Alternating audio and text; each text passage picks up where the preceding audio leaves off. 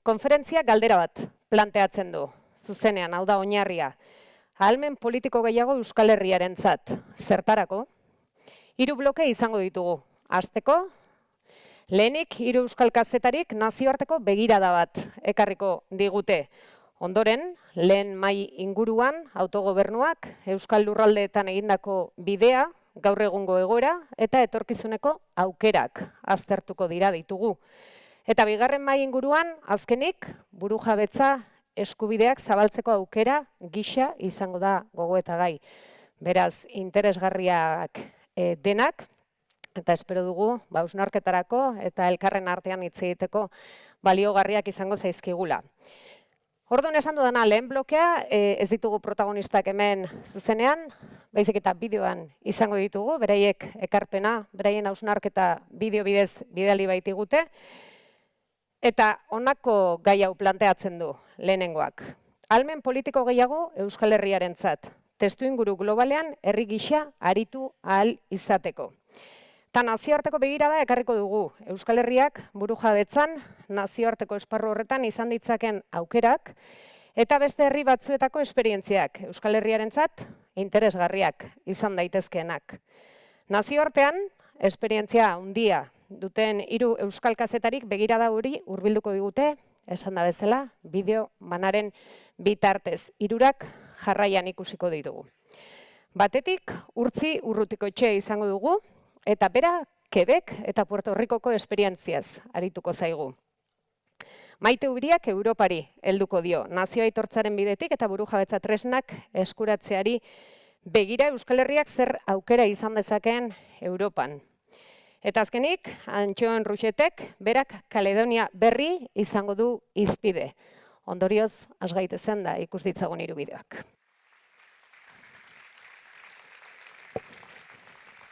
Egunon eta eskerrik asko tarte hau emateagatik eta harira joan da, gauza bat erakutsi nahi nizuen, hauxe da, badakite, espilu formatuan ez dela nahi bezala ikusten, baina bueno, guk Washingtoneko hirian, Washington DC-n, erabili izan dugun matrikula, autotko matrikula. Eta aipatu nahi nizuen elementua, hemen alderantzez ez dakit irudimena ikusita irakurtzari daukazuen, ingelesez esaten du, and taxation without representation. Hau da, ez zergarik ez, edo bukatu zerga jartzea ordezkaritzarik ez baldin badago. Hau, 18. mendetik datorren lelo bada, eta nolabait, Estatu Batuetako independentzia gerran garrantzi handia hartu zuena. Hau da, zergak esartzen baldin badizkigu metropoliak, Londresek, guk ordezkaritza edo erabakitzeko eskubide bat izan behar dugu horri buruz. Hau da, ezin dizkiguzue zergak esarri eta gero guk erabakitzeko ahalmenik edo ordezkaritzarik ez izateatan. Hori izan zen, Estatu Batuen independentzia gerrarako oinarrietako bat. Nolabait ere, hau da, herritarrei bete beharrak esartzen zaizkin neurri berean herritar horiek ere herritar horiei ordezkaritza bermatu behartzaiela. Estatu Batuak, jakingo duzuen bezala ziurrenik, Estatu Federal bada, 50 estatu daude, eta denek ere badute ordezkaritza bat kongresuan. Gero horren baita, federazioa diren neurrian, eskumen batzuk federazioen esku daude, eta beste batzuk federalak dira esan bezala Washingtonetik eramaten direnak. Baina hori ez da gertatzen Washington hirian, ez da Estatu Bateko kide, eta beraz ez dute hautatzerik kongresuko kiderik. Horrek esan nahi du nolabait, kongresuen erabakiek eragiten dutela Washingtoneko hirian, baina Washingtoneko hiriak ez dauka kongresu horretan eragiterik. Eta hori ez da gertatzen Washingtonen bakarrik, hori antzeko egoera bat dauka, esate baterako Puerto Ricoko uharteak. 1888tik Estatu Batuen menpe dago, esan dezagun, eta Puerto Ricoarrak badira Estatu Batuetako herritarrak, baina Puerto Ricoko biztanlek ez dute esate baterako Estatu Batuetako presidente hautatzerik, ez eta kongresua ere. Bozkatzen dute kongresuko kide erdi simboliko bat, nolabait ere kongresuan boto eskubiderik ez daukana. Eta beraz, kongresuak eragin handia dauka Puerto Ricon, baina Puerto Rico errek ez dute aukeratzen. Eta beraz, nolabaiteko egoera koloniala dagoela esan daiteke edo Puerto Rico errek beraien etorkizunaz ez dutela nahi bezala erabakitzerik. Egia da, behar bada Euskal Herritik ikusita berez xamarra den egoera dela hori konpontzeko edo deskolonizazio hori gauzatzeko planteamendu edo proposamen bat baino gehiago egin direlako batetik independentziaren aldekoa edo estatu batuekiko loturak etetea eta estatu independente bat izatea Puerto Rico edo herrialde independente bat izatea gaur egunen erabateko independentzia baino gehiago, mugimendu independentista gehiago akordio bat bilatzen du Washingtonekin, nolabaiteko etete hori edo bereizte hori graduala eta era berean herritartasuna adostu ahal izateko. Azkenean badakigu estatu batuetara jende asko joan nahi duela Latinoamerikatik eta nolabait herritartasunaren aspektu hori negoziatzea ekarriko luke. Beste zati batek, estatu batuen kontrako nahi du, erabat integratze, estatu batuetako 51. edo 52. Estatu bihurtzea. Zer gertatzen da, elementu edo gai hautan askotan aipatu den bezala, independentzia edo dibortzioa nahi baldin bada, aski da batek nahi zeda, bikoteko kide batek nahi baldin badu, aski izaten da, bereizteko, baino ezkontzeko bien nahia behar da. Eta Puerto Ricon behar bada, egon daiteke herritarren gehiengo bat, estatu batuekin ezkontzeko, estatu batuetan erabat integratzearen alde, baina estatu batuak ez da horretarako prest. Eta beraz, erabateko asimilazioa nahiko luketen Puerto Rico arroiek ez dute nahi duten oihartzuna izaten estatu batuetan. Gainera paradoxikoki askotan Puerto Ricoko sektore eskuindarrenak, estatu batuetako kulturan asimilatu egon litezkenak dira, baina eraberan estatu batuetako republikanoak dira horren kontra daudenak batez ere, eta demokrata asko ere, egia esan da. Eta beraz, ez dago gehiengorik gaur egunean, eta ez duen moten egongo denik datozen etorkizun hurbilan ere, Puerto Rico estatu batuetako estatu bezala onartzeko prest dagoenik Washingtonen ez. Republikanek ez duten nahi bere uarte edo estatu demokrata bat bezala ikusiko lukete, beraz gutxien gaur eguneko goreka aportuko lukeena, gainera ez duena inglesez egiten nagusiki, espainieraz mintzo dena, askoz pobreagoa dena estatu batako batez besteko baino, beraz ez dauka interesik. Eta orduan, erabakitzeko eskubidea nolabait, egoera gauzagarrien artean egin liteke, beraz, independentzia behar bada historikoki gehiengoaren nahia izan ezaran, aukera reala bada estatu batuek joatea erabakitzen baldin badute. Eta aldiz, naiz eta egia den, azken hauteskundeetan gorakada handia izan duela autu independentistak ez, edo behintzat deskolonizazioarako bideak. Eta kontrakoa, gertatzen da, esan bezala, erabat batzearekin, edo estadista ditzen, estatu bihurtzaren aukerarekin gehiengoak nahi balu ere, ez da aukera gertagarria beste aldeak ez duelako nahi. Orduan hori da behar da elementu interesgarri bat. Ipar Amerikako beste mugimendu independentista edo sasi independentista batzuk ere izan dira Texasen bere gunean, Albertako probintzia ere izan da. Kanadan eskuin muturretik bideratu bultzatu izan direnak, askotan poltsikoari begira edo nolabait federaziotik bultzatu diren politika batzuen kontra egoteagatik. Eta hori ere, estatu batuetan independentzia memoria oso presente dagoen bezala, Londresekiko loturak hausteko, eraberean ere badago zati unionista hori esan dezagun gerra zibilarena, ez hau da.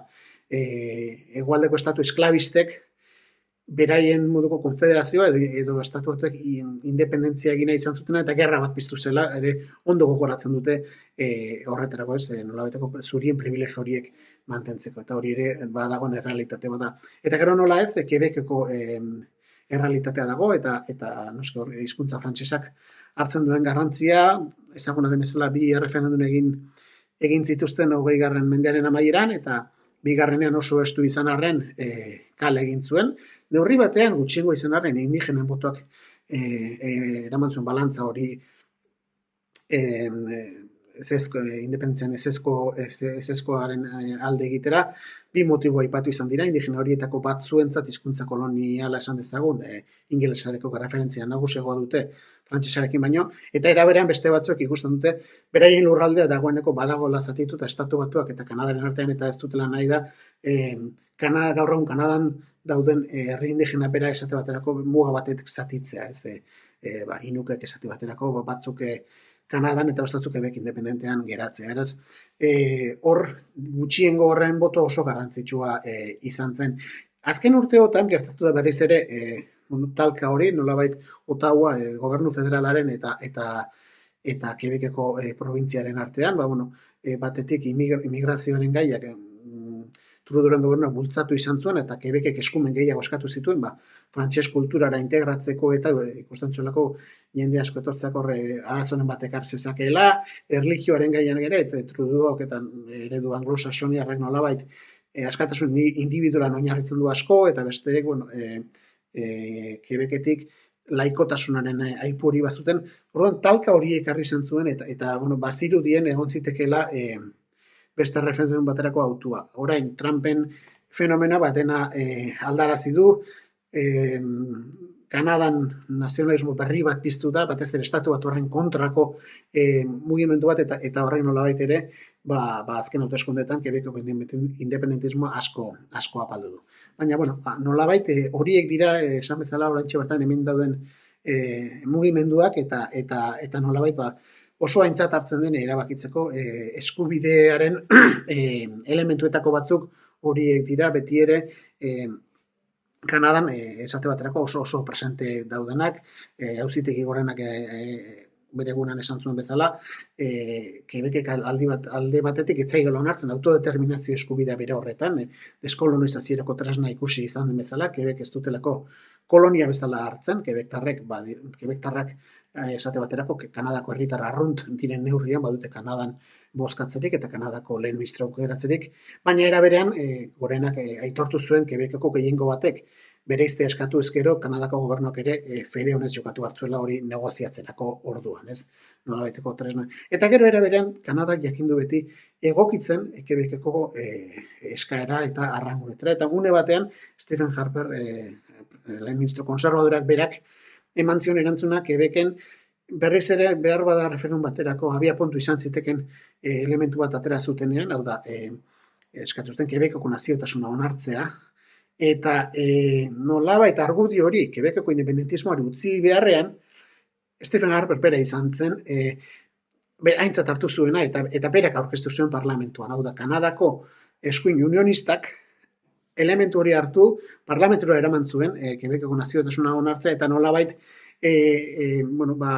argudio hori kendu zion independentismoari ontzat emanez. Orduan, batzurentzako izan liteke egoera beti zaila den egoera bat, ezin ondo antolatu nola dagoen estatua egokituta edo antolatuta, baina era berean hori da orain artean zutik eta bizirik iraunarazi duen, eta ziur aski demokrazia baten oinarri, ez? Unean uneko erronkei aurre egiteko gaitasuna. Eskerrik asko eta ondo izan. Azken urte hauetan, frantses estatu mailan eztabaida ugari izan dira kanakiaren egoeraren inguruan. Nazio Batuen deskolonizatzeko lurraldeen zerrendan ofizialki sartua da lurralde hau, baina han egoera politikoa arrunt blokatua da. Kanakiak beti izan du interes geoestrategiko handia Pariserentzat. Frantziari posizio garrantzitsua eskaintzen dio Pazifikoan, eta adibidez uarteak munduko nikel erreserben 25% ditu. Duela kasik 40 urte, Frantziako gobernuak eta Kanakiako mugimendu independentistak elkarrekin bake akordioak sinatu zituzten Parisen, baina 2024an matxinada handiak gertatu ziren han. Emmanuel Macron presidenteak independentziaren aurkakoen babesarekin hauteskundeen parte hartzeko bozkupurua zabaldu nahi izan zuen kolono gehiagori bozkatzeko aukera emaiteko. Erabaki honek protesta handiak eragin zituen eta gero istilu lodiak izan ziren. Frantses gobernuak bere erabakia bertan behera utzi zuen, baina zuen urririk egin. Errepresio azkarra izan da, adibidez TikTok sare soziala lehen aldikot Frantziak itxi du Kanakian. Eta gaur egun ere ez dakigu zehazki, zenbat gazte kanak hil ziren frantses poliziaren eskuetan. hamar hil inguru aipatzen da, baina ez da segur. Eta mugimenduaren buruzagiak Europan espetxeratu dituzte, etxetik 10.000 kilometro baino gehiagora, eta ez dute adibidez haien familiaren bisitarik. Independentziaren aldeko erakunde politikoek eta frantses gobernuak denbora hainitz hartu dute konfiantzia eta elkarrizketa berriz hasteko. Azken finean, seinale positibo txiki bat iritsi da urtarrilan Manuel Valsen gobernuan itzultzearekin.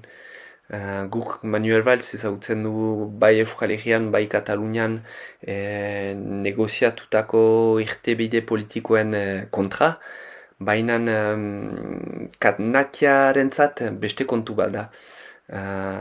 Lehenago akordioetan, duela 40 urte, Manuel Valls ministro laguntzaile gazte gisa parte hartu zuen.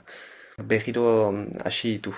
Konklabe bat antolatu du bertan apirilan, hango indar politiko guziekin, baina ez zuen testu inguru politikoaren aldaketa aurre ikusi. Independentziaren aldekoek autonomia handiagoa lortzeko eztabaidak berriro hastearen alde zeuden bitartean, independentziaren aurkakoek dena blokeatu dute. Eta azkenean Manuel Valls Parisera itzuli da ezer lortu gabe, eta Marine Le Pen izan da eskuin muturreko hautagaia, ara joan dena azken egun hauetan. Biziki erresa da Marine Le Penentzat erraitea gobernuak ez duela arazoa konpontzeko gaitasunik, eta Emmanuel Macron dela krisia eragin zuena. Kanakiar kasua nire ustez estatu osoko egoera politikoaren adibide ezin hobea da. Gobernuak gaur egun 3 presio ditu. Presio ekonomiko importante bat, presio diplomatiko bat mundu mailan duen eragina galtzen duelako, eta barneko presio bat eskuin muturraren gorakadagatik. Eta egoera honek nire ustez are gehiago erakusten dio bere iragan kolonialaren eta identitatearen gaiari aurre egitea. Zein da Euskal Herriak munduan duen tokia? Askotan egiten digu gure buruari galdera, baina begiratu behar dugu baita ere, historian zehar Euskal Herria zen olako papera jokatu duen munduan. Ni bizi naizen Hendaiako herri hontatikan hurbil, bada Baionako portua, portu estraktibista bat eta portu kolonialista bat. Pixka bat gorago jo ezkero, Bordele aldera, topatuko genuke beste portu bat, eta portu hortatikan milaka eta milaka herritar abiatu ziren migrazioan edo fasismoaren atzaparretatik ieska. Beraz, munduarekin aspaldiko harremana badugu Euskal Herritarrok, eta era berean mundu horrek ere bai aztarnak utzi ditu gure herrian. Ordurako konturatuko zarete, ez naizela oso ez esenzialista, ez da isolazionista ere, ez? Uste dut herri txiki bezain handi honek badaukala bere tokia munduan, eta historia hortatik abiatuta, irakaspenak aterata, oaingo faktore guziak aintzat hartuta, bagune berri hontan baditu erantzunak emateko. Erantzun partekatuak munduko beste herrieken batera, baina beti ere aldarrikatuz Euskal Herriak eskubideak baditu mundu hortan egoteko, eta beraz mundu horren gobernantzan parte izateko. Europari begiratu ezkero, segureski antzeko galderak etorriko litzaizuke gure burura. Finean, zein da gure tokia Europan? Estaturik gabeko herri bat garen heinean, tokirik ez dugu, zen finean Europar Batasunera eraikuntza estatuen interesetara eta estatuen eraikuntzara erabat loturik dago. Hala eta guztiz ere, historikoki Euskal Herritarrok gure politika eraman dugu aurrera baita ere kontinente hortan eta Europar Batasun horren baitan. Nabarmenduko nuke, sortu direla baita ere tresna batzuk baliatu izan ditugunak, ez? Legealdiz legealdi, Europar Parlamentoan osatu da taldea nolabait autodeterminazio eskubideen alde lan egiteko, eta han lotu dire aliantzak, ez? Gure ditugun, lagunak ditugun hainbat herrialdeekin, ez? Nik horiek bezalako tresnak nolabait balorean emanen ditut, pentsatzen dudalako oihartzunan ematen dietela etengabe gure galderei. Era berean, diplomazia lanak egiteko ere bai, baliatu dugu nolabaiteko espazio formal hori, jakinik ere, Europar Batasunak ez dizkiela erres irekitzen ateak, ez herritarrei eta ez da gure bezalako herriei, ez? Horrekin batera, nabarmenduko nuke, eraikuntza handi baten aurrean gaudela, baina eraikuntza horrek albideratu dula baitare eskualde mailan hainbat politika plantan emateko.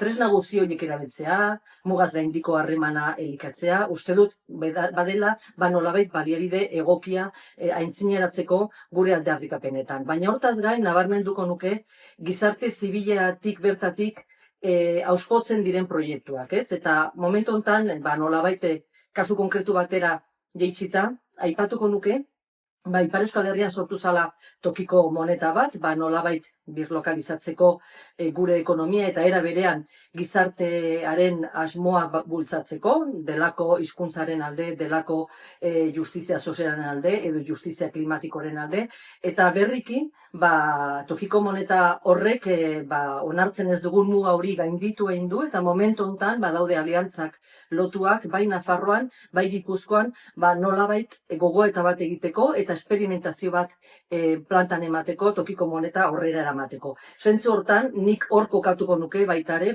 nolabait unibertso Europar hortan, edo Europar eraikuntza alternatiboaren baitan, horiek eta beste proiektu batzuk. Badira urte batzuk esaten ziguten burujabetzaren inguruko eztabaida erabat gaindituta zegoela. Modaz pasatuta zegoen, nolabait burujabetzari buruz hitz egitea, herrien eskubidei buruz hitz egitea, baina batean piztu ziren prozesu batzuk, Katalunian edo Eskozian tarteko baita Quebeceko ere, eta orduan berriz ere bai burujabetzen inguruan eztabaida lehen mailan eman zan. Oraingo bagunean badugu beste elementu bat kezkagarriagoa dela nire irudikoz, eta da eskuin muturraren jokaera horren inguruan. Hau da, eskuin muturrak badauka, nolabait burujabetzaren erabilpen maltzur bat egiteko.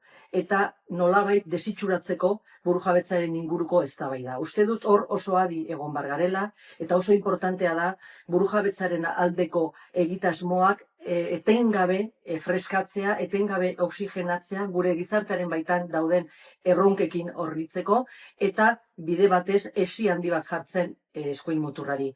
Ondoko urteotan izango dugun hor eztabaida oso handia, ikusten dugu Europar mailan eta baita mundu mailan ere zenolako zabalkunde lortzen ari dire horiek bezalako proiektuek, eta uste dut guk behar dugula burujabetzaren aldeko urratsak eman, nolabaiteko beste balore alternatibo batzuk sustatuta, nolabait gure gizartean dagoen aniztasuna lotuz burujabetzaren aldeko ekimen horrekin, eta hori izango da, ondoko urteotan gure aurre izango ditugun erronka nagusiak. Edo nola ere, uste dut esperantzara kondenatuta gaudela, eta burujabetzaren inguruan pizten baldin bada eztabaida, gu prest egon bat gara, eztabaida hori emateko, eta baliatzeko abagune berri hori, naizta eaje batzuk izan, urratz aintzin bat egiteko herri honen aitortzaren alde.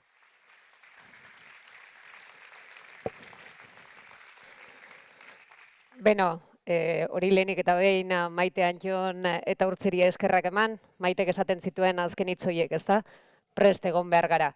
Horren inguruan eta gai horien inguruan ere hitz egiteko urrungo mahai ingurua orain gontan presentziala izango da. Beraz, igo daitezela mesedez, Zelai Nikolas, dinamizatzailea, Isabel Elizalde Arretxea, Txomin Pobeda, Ander Errasti López eta Susana Serrano Gaztelurrutia. Txalo bat. Bueno, egunon guztioi eta ongi etorri gaurko konferentzia soberanistari. Gaur, mahai inguru honetan, Euskal Herria bere lurraldean ahalmen politikoa eta erabakitzeko eskubidea handitzaren premiaz jardungo dugu. Izan ere, uste dugu burujabetza gehiago lortzeko bidean jauzi bat egiteko aukera handia daukagula, aukera realak dauzkagula. Aukerez gain, beti ere, eta gure bidea beti izan da horrela, zailtasunez betea ere egongo da, eta beste ezaugarri bat Euskal Herrian da lurraldeen arteko erritmoak ere desberdinak izan daitezkela, baina bilatu nahi duguna da lurralde guztien artean zenolako zoru komuna daukagun, zenolako erritmoak, zenolako sintoniak eta zenolako sinkroniak ere lortu daitezkenez. Eta gaur 4 islari ditugu, 4 lujozko isleri, alde batetik eskerrik asko, gure gonbidapena onartzeagatik. Eta asmoa daukagu mahai ingurua, eskema logiko batekin zuzentzea, hasiko gara diagnosi bat lurralde bakoitzean zer dagoen, ze egoeran gauden, burujabetzaren bidean, eta gero ere Euskal Herriak duen finantza berezitasun horren inguruko ezagutza ere horretan sakontzen saiatuko gara. Behin diagnosi hori irudikatuta edo, erronkez eta zailtasunez hitz egingo dugu, eta gero bukatuko dugu, zenolako lankidetzak eta etorkizun partekatu edo bide partekatuen inguruan zenolako aukerak ikusten ditugun. Honetaz guztietaz hitz egiteko, badugu Nafarroko begirada Isabel Elizaldek emango digu. Iparraldetik, Ipar Euskal Herritik Txomen Poveda berak emango digu dagozkion azalpenak. Gure Euskal Autonomia Erkidegoaren begirada edo Ander Errastik eskainiko digu. Eta Euskal Finantza Sistemaren inguruko zertzelada batzuk, kontzeptu batzuk, Susana Serranok emango digu.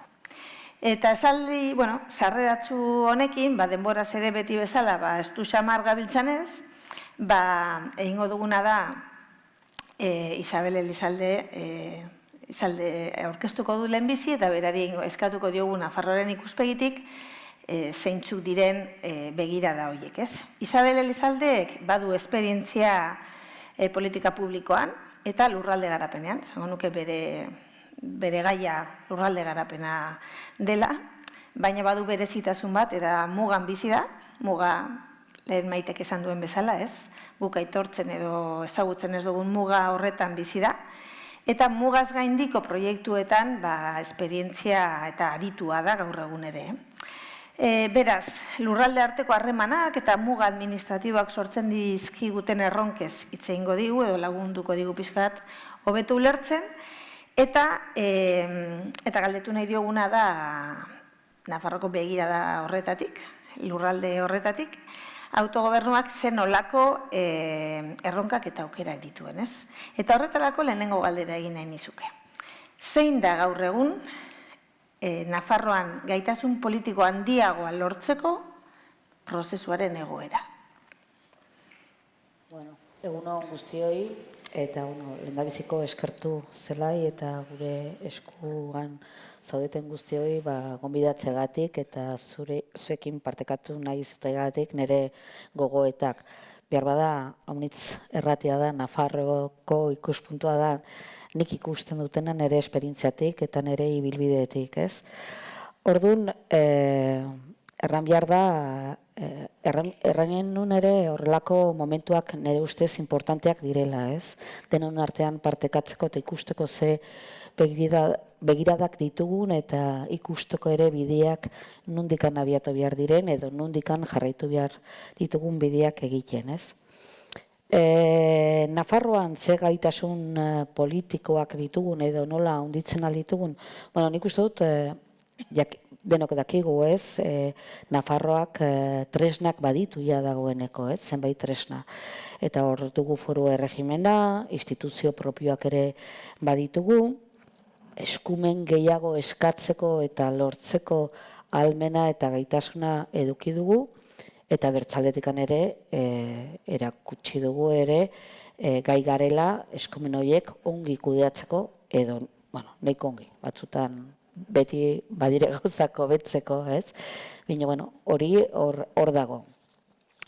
Bertzaldetik niretako arront importantea da ere, Uhartzia orain dela 10 urte Nafarroan gobernu aldaketa bat izan duzela, nahiko potentea Nafarroarako, eta nik hor izan nun aukera lekukoa izateko, hor parte hartu nun, aukera hori izan nun, eta hor ikusi ginen ere, zenbait gauza kapaz ginela aldatzeko.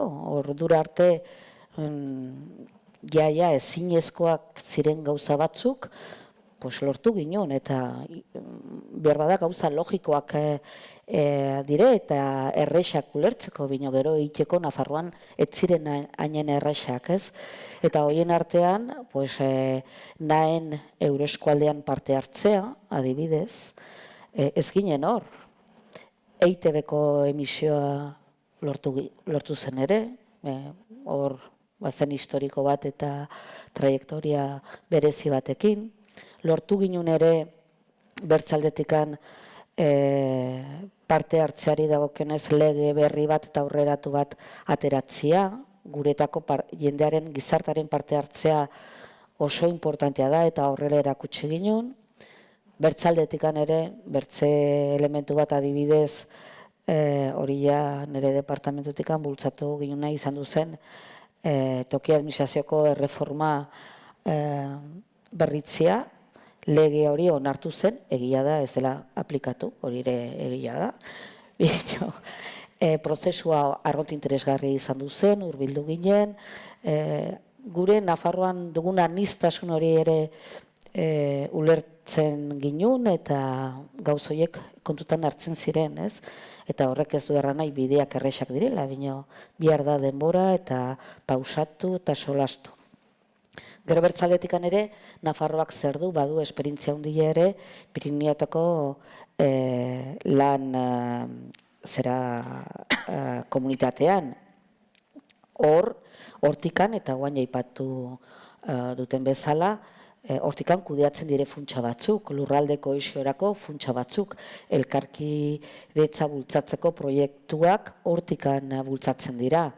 Eta hor, niretako programa hontan, arront importantea izan du da errekonozitzen direla eta markatzen direla lurralde funtzionalak. Eta Euskal Herria lurralde funtzional bat bezala ulertzen dela.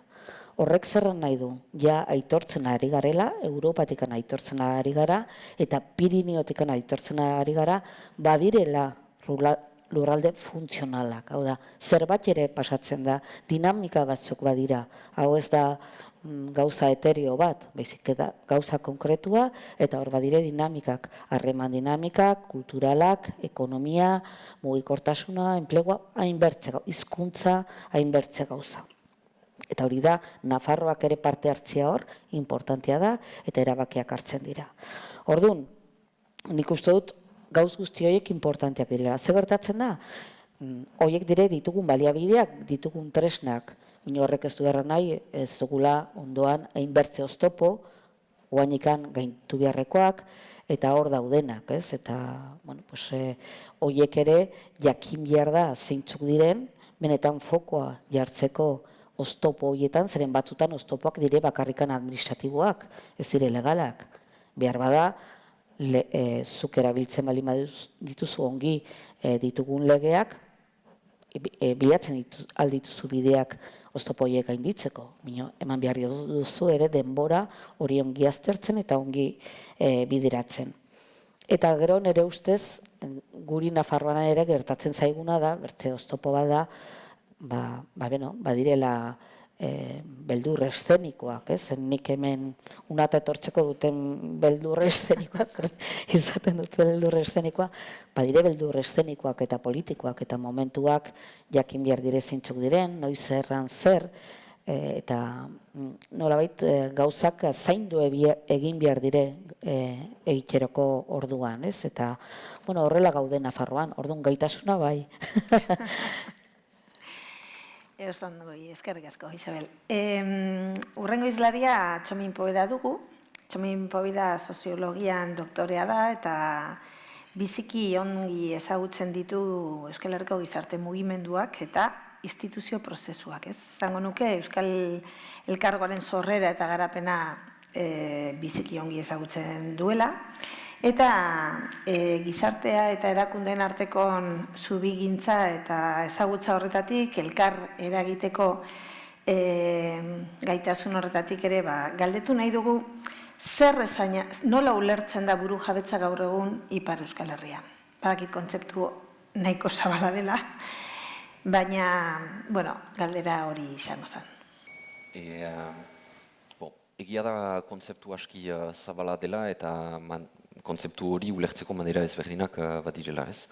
Buru jabetza, gure buruen jabe izaitea, erabakitzeko eskubidea, hori da kontzeptua ulertzeko manera bat, presente dena Ipar Euskal Herrian noski, baina nik errango nuke Ipar Euskal Herrian badugula beste egoera bat, nun gehiago beste ikuspegi batetik ulertzen den buru jabetza kontzeptu hori, eta beste bi ardatz sartzen dira hor, buru jabetza politikoa eta buru jabetza materiala. Hiru kontzeptu horiek atxemaiten dira Euskal Herri osoan, baina lujaldean arabera, historiaren ezaugarrien arabera, gizartearen ezaugarrien arabera, ardatz bat edo beste bat gehiago erabiltzen da. Eta egia da Ipar Euskal Herrian ez dela berez gizartean sartua kontzientzia zabal bat, nun beste erri bat giren, nun badugun beste nazio bat, eta nun nazio horrek duen beraz beste herrialdeetan bezala erabakitzeko eskubidea, ez gehiago, baina ez gutiago, berdintasun horren izpirituan. Ipar Euskal Herrian bada, abertzaleek bultzatzen duten diskurtso hori, baina egia da ez dela gehiengoa.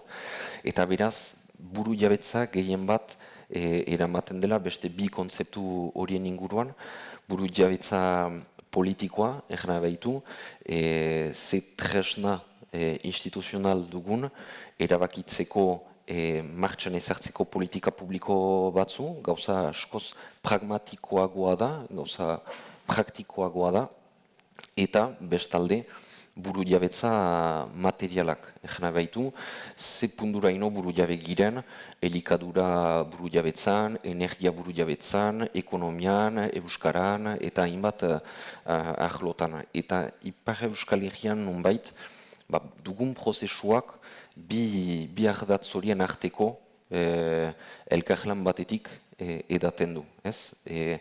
Buru jabetza materialak aintzinatzeko, nonbait, berritugu tresna politikoak, eta beraz, tresna politiko horiek emanen dute, buru jabetza material gehiago. Horrek egiten du, Ipar Euskal Herrian badugula prozesu bat, non baditugun ordezkaritza sozial biziki zabal bat, gizarte mugimenduetan diren eragile guziak, nonbait lotzen dira baita ere, ezagupen politiko eta tresneria instituzionaren eztabaida hortan, eta horrek egiten du, nonbait badugula dinamika sozial eta politiko bat azken urte horietan biziki emankorra izan dena, eta momentu untan berpiztu dugu batera plataforma, tresna hori, eramanduena borroka hori urte luzetan, egin dugun biltzar nagusi birfundatzaile hortan, berriz ere, adostasuna sortu da Ipar Euskal Herrian egiteko, aintzina egin behar dela, eta garaian zen aldarrikapen maila hori guk nahi ginuena, joan behar girela berriz horren bilatzera. Eta zeintzu dira gaur egun dituzuen aldarrikapen nagusiak eta oztopoak ere zeintzu dira? Aldarrikapen nagusiak egan bezala, etortzen dira gehiago gizarte mugimenduetatik funtsian. Eta hor baditugu zonbait gai biziki tentsionatuak direnak, nonbait Ipar Euskal Herrian, etxebizitza arloan, badugu sekulako arazo bat, eta gai horren inguruan adibidez, adostasun sozial eta politiko biziki zabalak badira. Baina tresnak, gaur egun dugun mankomunitate horrek, Euskal Elkargoak, ez du albidetzen urjunako joitea, naiz eta adostasun politikoa izan lujaldean urjunako joiteko, beraz mugara iritsi gira. Etxebizitza, klima aldaketa, laborantza errikoia, euskara, politika sozial guziak, eta hori loturik ere, nonbait, ekonomia dugun lujalde antolatzeko gaitasuna, eta hor baitugu eragile sozial batzu, eta baitugu arazo sozial objektibo batzu, agerian direnak, eskatzen dutena, nonbait, politika publiko batzu martxan ezartzea. Eta gai askotan, gai horietan, adostasuna bada lujaldean urjunago joiteko, baina tresnak ez digu hori albidetzen. Eta bestalde, bada ere aldarrikapenetan, tresna hori agabehitzeko, nonbait demokrazia gehiago emaiteko beharra. Mankomunitate horrek ez du bozka zuzenik, adibidez, 300.000 biztanleko lujalde batean ez ditugu bozkatzen gure ordezkariak. 3 probentzi dira, eta hor bada, nonbait demokrazian, ahulezi bat, falta dugu tresna bat, demokrazia gehiago emaiten duena lujaldeari, erritarrei, eta nonbait, pausatzen duena ere lujaldetasuna, erritar guzientzat beste manera batez, bozka zuzen baten bitartez, eta beste. Oztopoen aldetik, nik errango nuke, mementu honetan lantzen dugun aldarrikapenarekin, oztopon nagusiena etorriko dela lujaldetik kanpo. Lujaldetik kanpo zen Ipar Euskal Herri mailan, nik uste dut, eta asko erraitea da, mementu honetan, eta espero dut luzarako dela, ez dugu lujalde mailan oztoporik, nik errango nuke. Ez dugu oztopo sozial edo politikorik. Bada gehiengo bat, alde dena, bide bat idekitzeko eta 3 urteko ibilbide baten egiteko. Baina, oztopak etorriko dira lujaldetik kanpo, beziki Pirine Atlantik departamentutik, eta agian estatutik ikusiko dugu zehageman mota idekitzen den. Ez dugu hainbesteko oztoporik, baina arriskuak bai baditu. Eta Maitek egiten zuen bezala, badakigu mementu honetan, frantses kontestua biziki hauskoja dela, ezegonkoja dela, eta iristen altzaigula eskuin muturra boterera, hori baino gehiago zabaltzen aldela giro atzerakoi oso bat, eta zabaltzen aldela nonbait demokrazia eta buru jabetza ulertzeko beste manera bat, zentralizatzen dituenak gauzak estatu mailan, estatua indartzen duena, lujaldeak ahulduz. Beraz, hori kasu eman behar da, badakigu arrisku handitzen den tokietan ere soluzioak edo irtenbideak garatzen direla, indar politikoak Frantza mailan ere berkokatzen ari direla, beraz, ikusiko dugu. Oso irudi argia, utzi diguzu, eta bai, arriskoak ere badira, eta gero aztertuko ditugu, gero sakonduko dugu pizka bat horretan ere bai. Ander Arrastik, Euskal Autonomia Erkidegoaren begira da edo emango digu, eta bera da etika eta filosofia politikako doktorea, eta gaur egun, urte batzuk, Katalunian dabil. Kataluniako Institut de Estudis de Autogobernen bertan ikertzailea izan da, eta gaur egun Bartzelonako Unibertsitateko gabinete burua da. Eskerrik asko, gure gonbidapena onartzagatik eta ongi etorri. Anderrek filosofia, politiko eta bere begida horretatik burujabetza prozesuak ikertu ditu. Eta oso interesgarri iruditzen zaigu Euskal Herriaren inguruan duen begirada, eta galdetuko diogu ere bai Kataluniatik ze nola ikusten diren, eta ze irakaspenak ere atera ditzakegun, ez? Beraz, lehenengo galdera, galdetu nahi nizuke zertan dago gaur egun Euskal Autonomia Erkidegoko autogobernuaren inguruko eztabaida politikoa, beintzatzuk nola ikusten duzun, eta zer nolako jauzia espero dezakegun. Hori da apur bat darok daukagun galdera, ez? Mila esker zelai eta mila esker guztioi gaur hemen hitz egiteko aukera emateagatik eta batez ere gure esku dagori horrelako ezinbesteko eztabaidak sustatzeagatik. Nik zelai oso labur 3 esparru bananduko nituzke lehen galdera hori dagokionez, barne adostasun naiz dinamikak lehenik, estatu mailako naiz Europako testuingurua, eta nire ustez ez ikusi ezin ditugun sakoneko mugimendu globalak.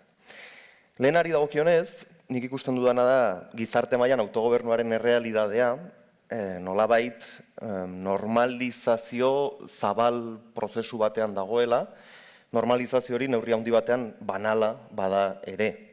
Hau da, hiritarrok barneratu dugu autogobernu singularra duen testu inguru batean bizi garela.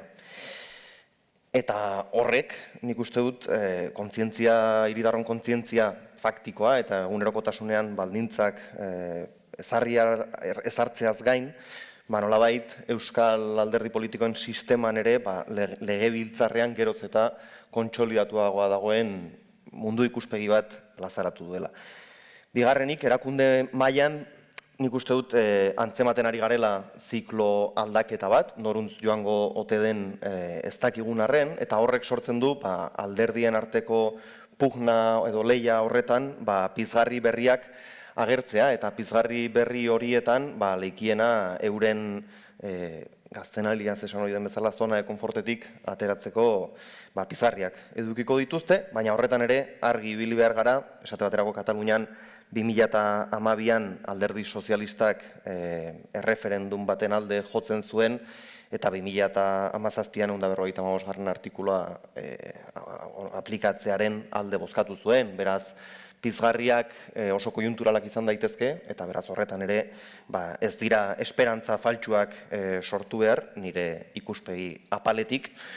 Eta hirugarrena, estatus berriari dagokionez, nik uste dut diagnosi mailan adostasun zabala dagoela Gernikako estatutoaren berritze edo eraldatzearen behar ezinbesteko horretan, eta behar hori sustatzen duten erronketan, larrialdi klimatikoa, integrazio supranazionalean, autonomia erkidegoa non geratzen den, lan munduaren eraldatzea, genero berdintasuna eta aniztasun anitzen kudeaketak, digitalizazioa, hau da, 80. hamarkadan existitzen ez ziren erronkek, erantzunak eman alizateko tresnak behar dituzte, eta egungo estatutuak ez du horretarako erantzuna ematen. Eta nik uste dut horretan, 2019-tikan 180-ko adostasuna egongo zela 3 alderdi handien artean. Kontua izango da, desadostasuna dagoen 110 horretan, eta horrera bakitzeko eskubidea leikiena sartuko litzateke, nola kudeatuko ote den. Ze beharra berriz diot nik uste dut aktore guztiek ikusten dutela berritzearen alde. Estatut naiz Europa mailan, nik uste dut estatu mailan erregimen aldaketa bat gertzen dela, baina norantza joango ote den ez dakigu, alderdi sistema eraldatu da, eta horrek gurea bezalako herri baten aldarrikapenak bideratzeko, batetik lehioak irikitzen ditu, baina bestetik eraldaketa regresiboa izango ote den ez dakigunez, eta polarizazioa bultzatzen duenez, ikusi beharko da gaitasuna ote dugun lehio horiek aprobetxatzeko edo erresistentzia momentu batean sartu beharko otez garen arriskua ere badago. Eta Europa mailan, beste hainbeste, nik uste dut sistema politiko, sozial eta ekonomiko berri baterako beharra egon badagoela, eta horretan gurea bezalako testuinguru sozial eta politiko bat nola sartuko ote den irekita dagoela galdera, eta galdera horri erantzuna emateko lehenik eta behin horrelako gizarte zibileko ekimenak ezinbestekoak dira. Eta oso labur bukatzeko sakoneko mugimendu globalei dagokionez, nik uste dut eztabaida guzti hau ezin dugula eduki gutxienez 3 esparru aintzakotzat eduki gabe. Batetik, adimen artifizialak erabakitze prozesuetan eta beraz subiranotasunea gauzatzeko prozesuetan edukiko duen eragina. Bestetik, paradigma geopolitiko berri honetan ikusten ari gara, azkenengo 80 urteetan edo 8 hamarkadetan zeuden adostasun asko dantzan dabiltzala, eta dantza horietan badakigu estaturik gabeko herriek historiak erakusten digu euren posizioak bultzatzeko aukerak dituztela, eta hirugarrena demokrazia liberala nahi sistema kapitalistaren gainberan ere ikusteke dago gure herriak zein eredu bultzatu nahiko duen eta horretarako zein autogobernu tresna beharko dituen. Galdera ugari dauzkagu eta bai, Kataluniako prozesuari egingo diot orain aipamena, ez? Euskal Herriak handik uste dut badugulako zer ikasia. Eta hain zuzen ere ez, galdera horiek erantzuteko orduan, zer ikasi dezakegu, zer ondorio edo irakaspen atera dezakegu Kataluniako prozesatik. Horrelako kasuak ikasten ditugun edo ikasten saiatzen garenok, eta aurreko 3 agerraldiak nik uste dut hori oso argi erakusten dutela, ez daude bi kasu igual, eta gure kasua eta Kataluniako alderatuz gero nik uste dut 3 diferentzi ezin direla ez ikusi. Batetik gurean biolentziek utzitako zauriak ezin dira ez ikusi halako prozesu bat jorratzeko orduan, egoera hori etzen Katalunian ematen. Bigarrenik lurraldetasunaren dimentsioak Katalunian leikiena ez du gurean duen esangura politiko bera, hemen Euskal Herriaren kohesioaren kontzientziak duen pisua, leikiena Euskal Herria herri txikiagoa delako eta autonomia erkidegoa ez delako printzipatua Kataluniak duen pisua duen proiektu bat, eta beraz Euskal Herri bezala pentsatzen dugu gure prozesua, eta hori Katalunian Països Catalans badiren arren, leikiena politikoki ez du esangura bera, eta hirugarrenik Euskal Autonomia erkidegoak eta Nafarroko erkidego foralak jada dituzten autogobernu tresnak Kataluniak ez ditu, eta horrek ere aktoren pizgarriak eta pizgarri eskemak edo inzentibo eskemak eraldatzen ditu. Azken finean, horrelako burujabetza prozesuak dimentsio moral bat baduten arren, eta dimentsio moral horretan kasu guztiek leikiena paradigma berean mugitzen diren arren, burujabetza prozesuak prozesu politikoak dira, eta politikak tokian tokiko nabardurak ezin ditu ez ikusi. Hori horrela izan da, badira ikaspenak, eta oso labur hainbat aipatuko ditut. Lehena, horrelako prozesuetan alderdien arteko lehiak duen paperak, gizarte zibilak paper bat duen arren, proiektu politikoak paper bat duen arren, nolabaiteko ikusmira motzeko alderdien lehiak ere zeresana izan ohi du. Dimentsio simbolikoaren ponderazioa ere hor dago, Katalunian prozesuak dimentsio nazionala bazuen arren instrumentala ere bazuen, eta bi dimentsio hauen arteko oreka kudeatzea ez da gai erraza.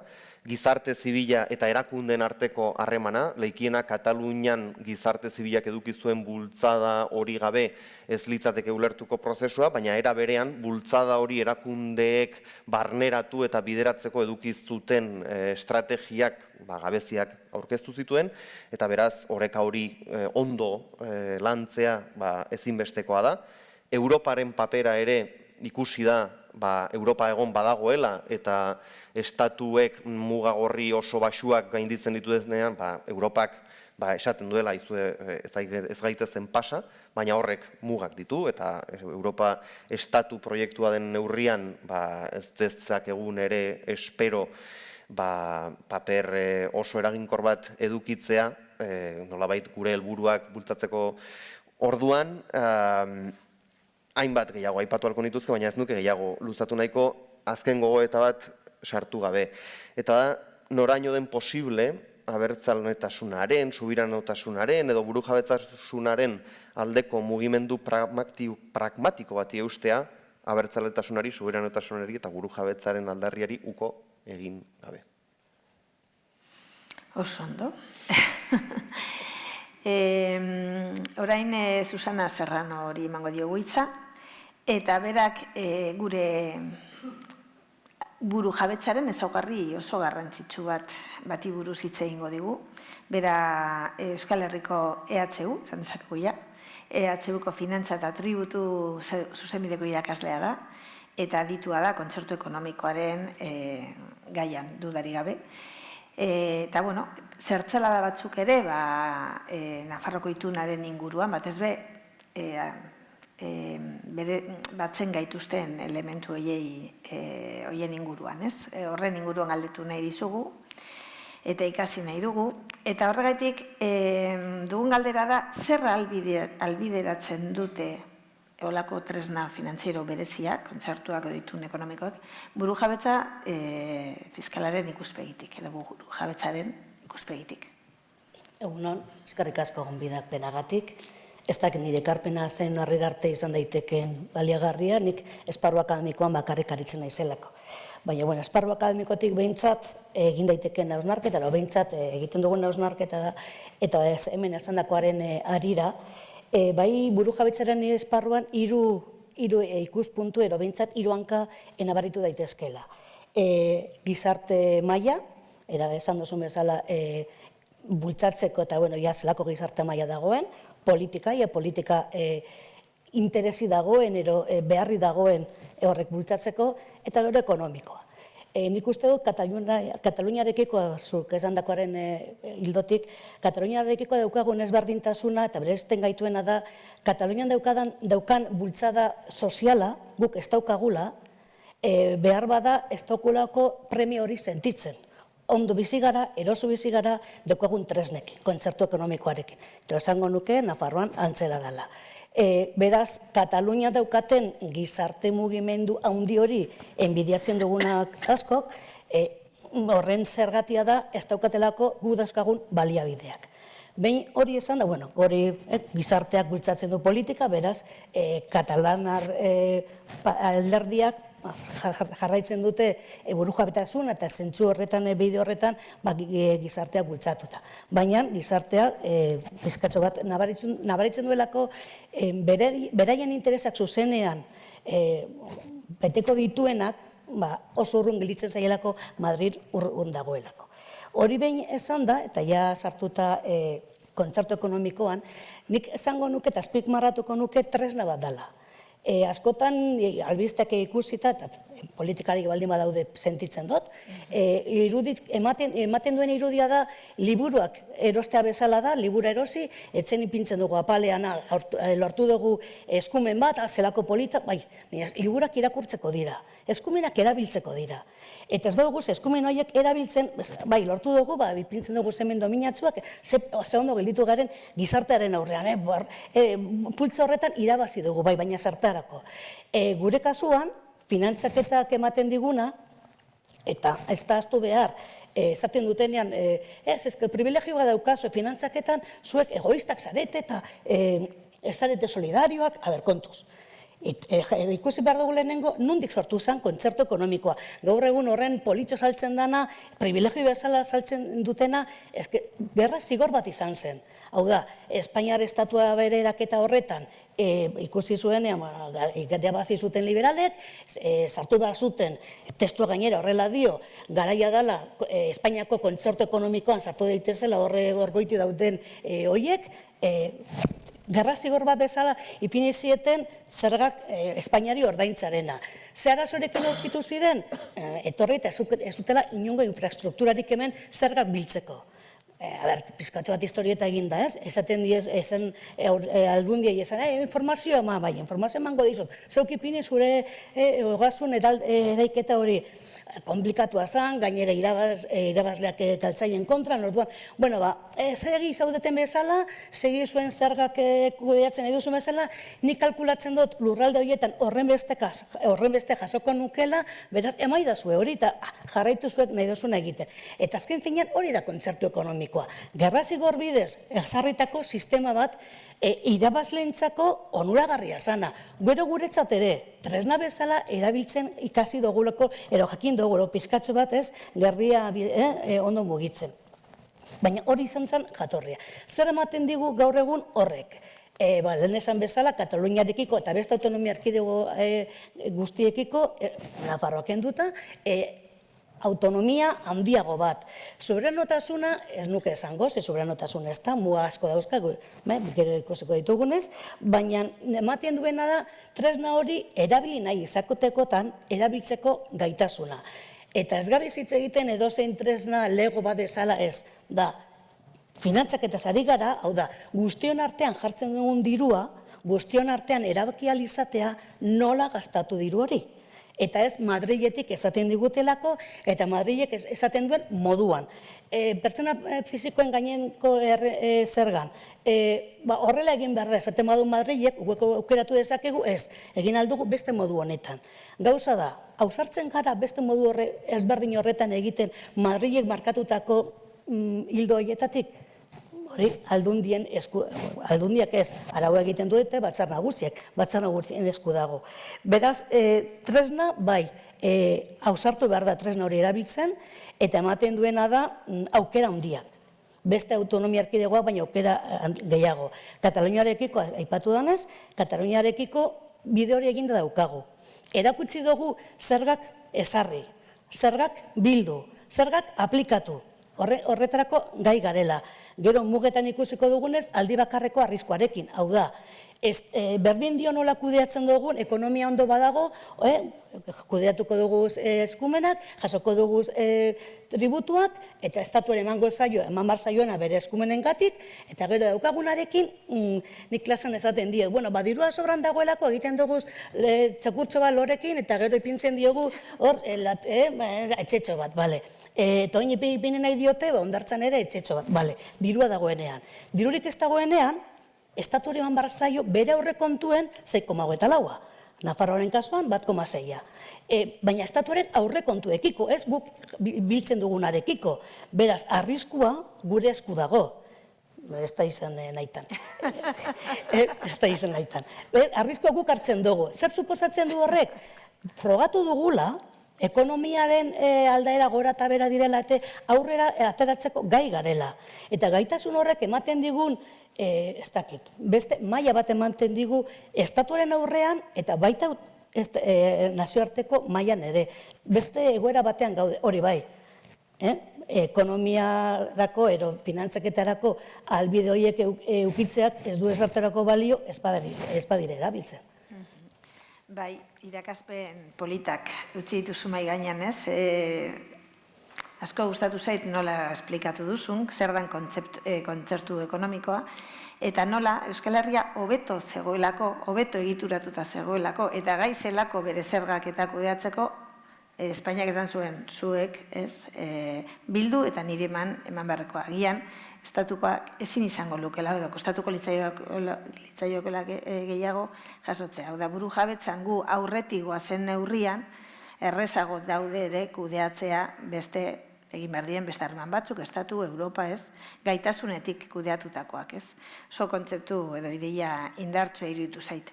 Eta, bueno, gaitasunak bai, baina esan duzu, ez, zeintzuk dira ditugun zailtasun eta ditugun oztopo nagusiak? Lehenik eta behin kontzertu ekonomikoa estatuko lege bat da. Lege arrunta, lege maila dauka, modu berezian onartua hori egia da, hiru lurraldeen ordezkapena, Eusko Jaurlaritzaren ordezkapena, eta beste 6 estatuaren aldetik. Batzar misto horrek erabakitzen du kontzertu ekonomikoaren puntu guztiak, aho batez onartzen da. Eta gero, testu itxi bezala, atxiki bezala, onartzen da estatuan lege arrunta bezala. Bakarrik bozkatzen dana da, baiezkoa lezezkoa onartzen da atxikituta doan testu hori. Baina ez dira enmendakinak egiten. Beraz, estatuko testu bat da, estatuak ezarritako mugak eta hemendik onartutako mugekin. Muga horiek izango dira beti ere, estatuak emandako esparru horretatik, esparru horren barruan mantentzea. Hau da, ez gara estatuaren pare, naiz eta eskumena dauzkagun, baina beti muga hori arrezi horregongo dira. Alata guztiz ere, muga horiek, estatuak konstituzioan bertan jartzen ditu, estatuarekiko zerga sistema berdina eukitzea, printzipio berdinak mantentzea, ematen ditu zenbait mugak. Muga horiek, oso estrikto izan ezkero, orokorrean soberanoak izan da ere muga batzuk ipini barko genituzke, printzipio batzuk. Bueno, ez dira horren bestekoak. Beste muga batzu dira Europar Batasunekoak. Europar Batasunean estatu bezala sartuko bagina ere, printzipio horiek onartu barko genituzke.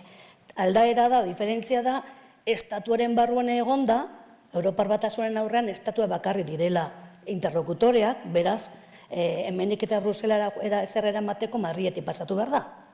Eta gaur egun erreza da daukagun baliabidekin, baina lehen, ez dakite, bieltzen zuten asto baten gainean, eta ez ziren gara izeltzen, heldu behar zirenean, beraz, horregatik sortu ziren gero egon ziren arazo guztiak.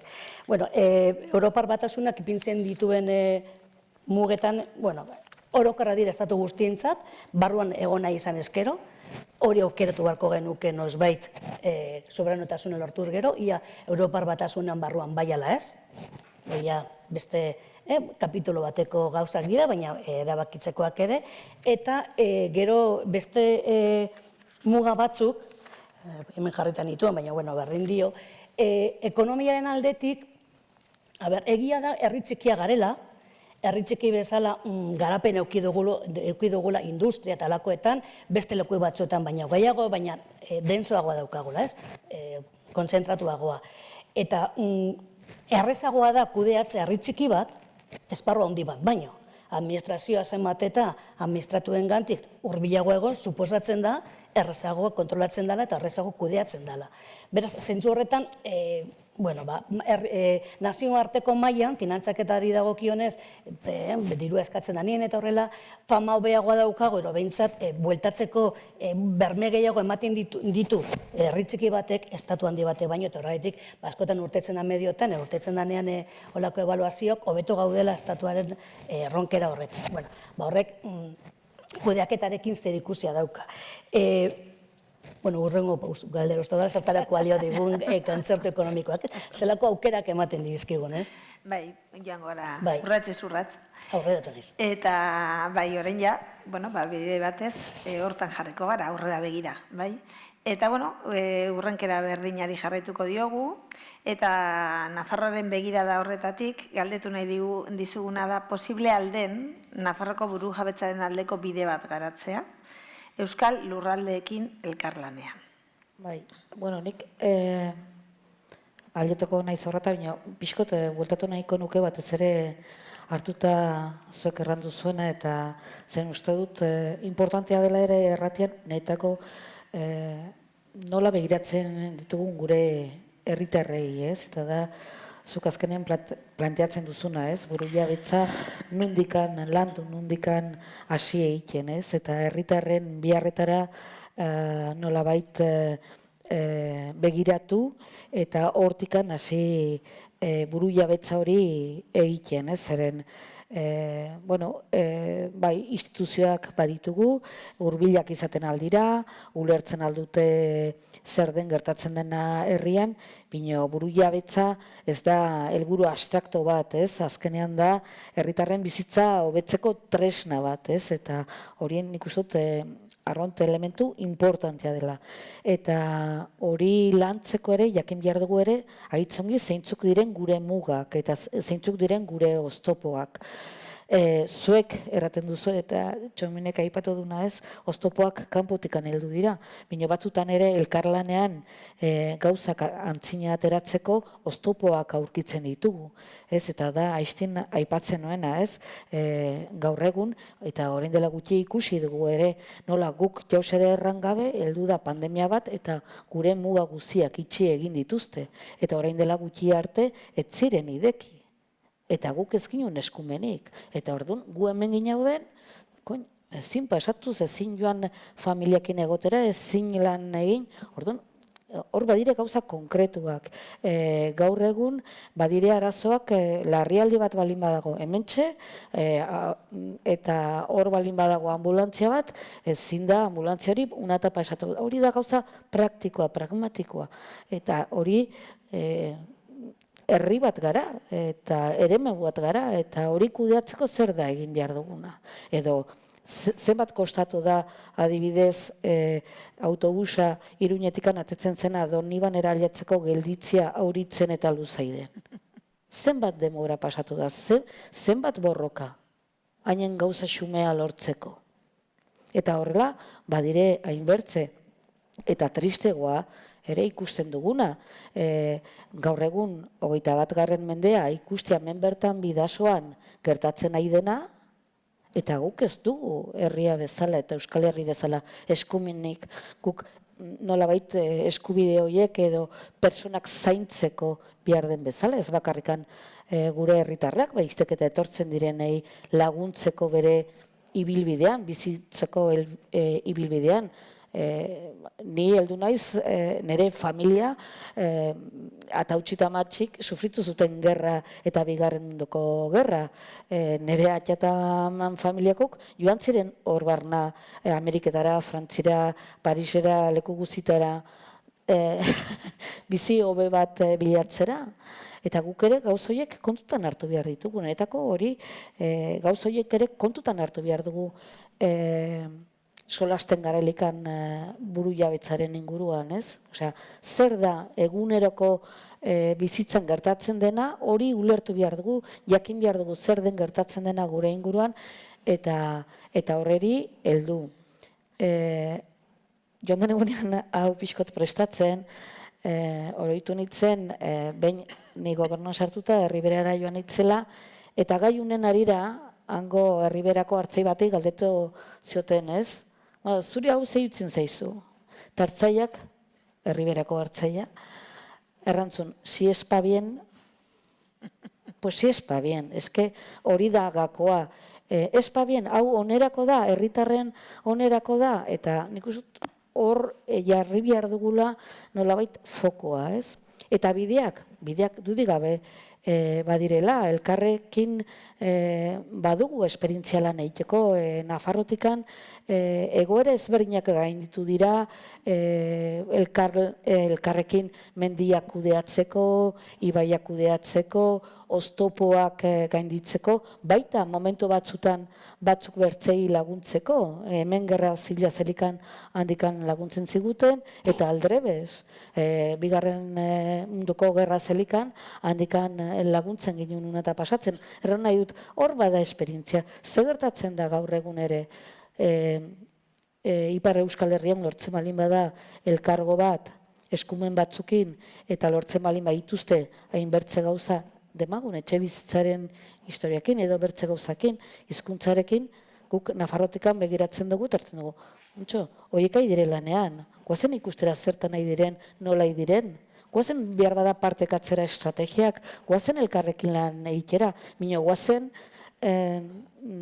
ulertuta zer den gertatzen den, zen azkenean gure ibilbidea historikoa hauniz da, eta kulturaldetikan bakotxak dugu gure lan egiteko manerak, eta batzutan kostatzen zaigu gure artean ere, ulertzen jakin behar dugu, eta pausatu behar dugu, eta ongi ulertu, ongi jakin zer den gertatzen dena, nola gertatzen den, zeintzun diren benetazko arazoak, herritarren arazoak, eta hortikan bilatu.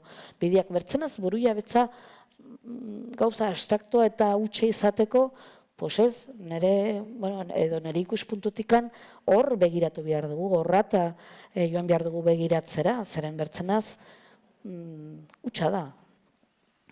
Listo. Eta egia, hitzarmen ekonomikoaren harira, gure legealdian ere, egin zen lan potolo bat, Ogasun Departamentutikan, Mikel Aranburuk eskutik, benetan errepasatzeko eskumen horiek zertan, edo benetan zer da ordaintzen ari garena, zenbat balio dugunek, eta nik uste hori oso importantea dela, ez bakarrikan liburu baten edukitzia eta jazta, baizik eta jendiari esplikatzia. Zer da ordaintzen ari garena hori da, haizten ere Washingtonetzikan erraten zigutena, ez? Pues bai, hori da, nahi duna. Bada buru jabetzari ere gure eskutik begiratzea, barrura begiratzea, ez? Batzutan erabakitzeko eskubidea beti da aldarrikapen bat estatuari eskatzeko. Baina Isabelek lurrari eta duen atxikimendutik begiratuta ze garrantzitsua den gure esku, guk zer daukagun emateko gure esku, gure buru jabetzari sendotzeko eta elikatzeko, ez? Eta bide horretik, galdetu nion Txomeni, ia ze harreman uste duzun garatu daitekela hegoaldeko buru jabetza prozesuekin, eta ia ze baldintzak behar diren gure arteko harremanak eraginkorrak eta buru jabetza, Euskal Herriko buru jabetza hori elikatzeari begira, ez? Ez da galdera egesa, Ez da galdera egesa, nik uste dut aintzat hartu behar direla errealitateaz berdinak hasteko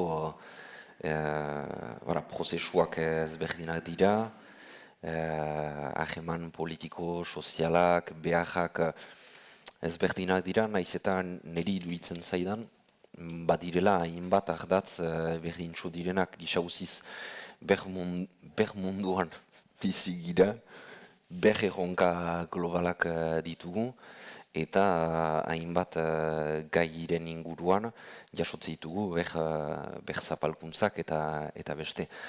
Etxebizitza ikuspegitik, klima aldaketa ikuspegitik, eta nola ez, gero guk Euskal Herri gisa ditugun erronka espezifikoak kondutan harturik, Euskara mailan, eta nik uste dut ala ere, bat direla hor ardatz batzu, prozesuak ezagian sinkronizatzeko, ze erritmo ezberdinetan ari dira, baina gutienez konektatzeko. Hori duitzen zait importantea dela, nonbait garatu behar dira lujalde ezberdinetan prozesuak, baina atxeman behar dute bide gurutzea, iruditzen zait. Arrazoi ezberdinen gatik, bada abertzaletasun ikuspegitik guretzat zentzua duen zerbait, normala dena guretzat, baina bada ere nonbait estatuekin,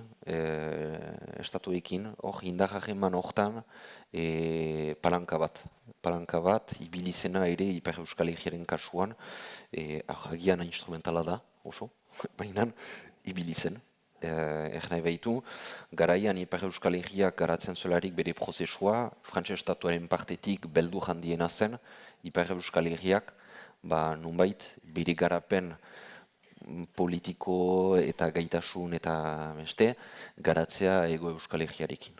Beaz, nonbait, eta hori da ikuspegia bertzaletik sekatzen duen zerbait, baina nonbait, hor palanka bat da netzat onura ekartzen duena denentzat. Onura ekarriko duena baita ere, jana dut, abertzale ez direnen ikuspegitik. Hori da nik dudan kezka etengabea, baitakit, Ipar Euskal Herrian gehiengoa ez dela abertzalea, baina badakit, egiten zinuen bezala, Ipar Euskal Herriko gehiengoak onartuko duela bide bat egitea Ego Euskal Herriko lagunekin, onura ekartzen balin bazaio. Eta bereziki falta dituen zerbitzu edo gauzetan. Badugu gabezi karagarria osasun gintzan, eta denek ulertzen dute eta unartzen dute mugaz gaindiko lankidetza batek onura ekartzen duenez, egin behar dela eta punto. Ez da eztabaida ideologiko edo zerarik horren atzean egin behar delako. Hori, nik uste dut ere ikasketen ikuspegitik badela bide bat egiteko hor, goi mailako ikasketen garapena biziki apala delako Ipar Euskal Herrian, klima aldaketan, elikaduran eta inbeste. Baina nik gaurko egunean buru jabetza materialen ikuspegitik badira. Elkarlan horiek badira eta Euskal Herriak baditu tresna batzu, jaanik nazionalak direnak, albidetu dutenak Euskaren erabilera zabaltzea, dela ikastolak, dela aeka, elikadura buru jabetzaren ikuspegitik hor badira iniziatiba batzu ikaragarri zabaltzen direnak, ahemanak Ipar Euskal Herria eta Nafarroaren artean sekulakoa dira, eta Maitek aipatu duen bezala, tokiko moneta hori ere zabaltzen ari da, olako iniziatibak badira denetan. Nik uste dut falta duguna dara, nunbait hori agerian ezartzea eta desdramatizatzea ere nunbait diren hageman natural horiek zentzuzkoak dira, onura ekartzen dute, beraz, nik uste dut hor garatu behar dena hori dela. Nunbait, beraz, lujalde mailako prozesu propioak, eta baita ere Euskal Herri mailako bide gurutze horiek nola egiten dugun lujalde ezberdinak sinkronizatzeko, eta nola egiten dugu ere agerian ezartzeko Euskal Herri mailan jadanik funtzionatzen duten gauzak. Nik uste dut hori dela bidea. Eta hori ere gure esku dago. elkarrekin pentsatzea eta elkarrekin harreman funtzionalak eraikitzea, ez? Eta Euskal Autonomia Erkidegoari edo begirada horretatik zein baldintza politiko eta sozial behar dira jauzi demokratiko bat emateko estatus berri bateratzez. Eta herritarren parte hartzeak zer rol joka dezakegun. Tira, niri galdera hau luzatu zenidatenean, zelai, burura etorri zaien lehen gogoeta da, galdera horri erantzuteko ezinbestekoa dela bai edo bai, 3 esparru, lehen aipatu ditudan barne esparrua, estatu, Europa esparrua eta esparru edo dimentsio global horien arteko oreka bat bilatzea. Hau da, oreka sendo bat bilatzea garrantzitsuagoa iruditzen zait, 3 esparru horietako bakoitzean posizio sendo bat garatzea baino. Hau da, eta hori Katalunian ere nahiko agerian geratu da. Ze prozesuek gora eta berakadak dituzte beti, baina prozesuek jarraitzen dute. Eta zuk barnera begira adostasun oso sakon bat eta gizarte mobilizazio oso sakon bat lortzen baldin baduzu, baina beste 2 esparruetan gertatzen ari denaz ez baldin bazara inbeste arduratzen, lehenengo esparru horretan ez bakarrik, ez duzu lortuko lehenengo esparru horrekin bakarrik nahi duzun helburua lortzea, baizik eta arriskatuko duzu esparru horretan egin dituzun aurrera pausuak atzera joatea, eta zoritxarrez, eta horretan ere estatuaren jazarpena badakit zer esan handia duela, Katalunian momentu honetan leikiena atzera pausoak eman dira eta atzera pausoetatik nola aurrera joan ari gara eztabaidatzen, ez? Baldintzei dagokienez dena dela, eta nien nintzateke ausartuko baldintza nolabait dekalogo bat egiten, baina bai esango nituzke nire ustez 3 esparru edo 3 elementu baliogarriak izan daitezkeenak.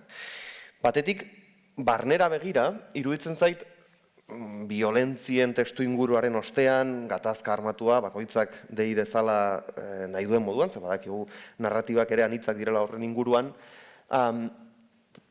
egoera paradoxiko bat sortu du. Hau da, abertzaletasunaren dimentsio emozionala nire ikuspegitik naiz nortasunen sendotasuna leikiena lehundu da, ez dut esan nahi galdu denik, baina lehundu da, eta eraldatzen ari dira, baina era berean horrek erraztu dezake nolabait herri adostasun edo konsensu edo zabal bat sortzea, ze nolabait prozesu horretan norbanakoak sartuko gara posizionamendu leikiena lehunagoekin.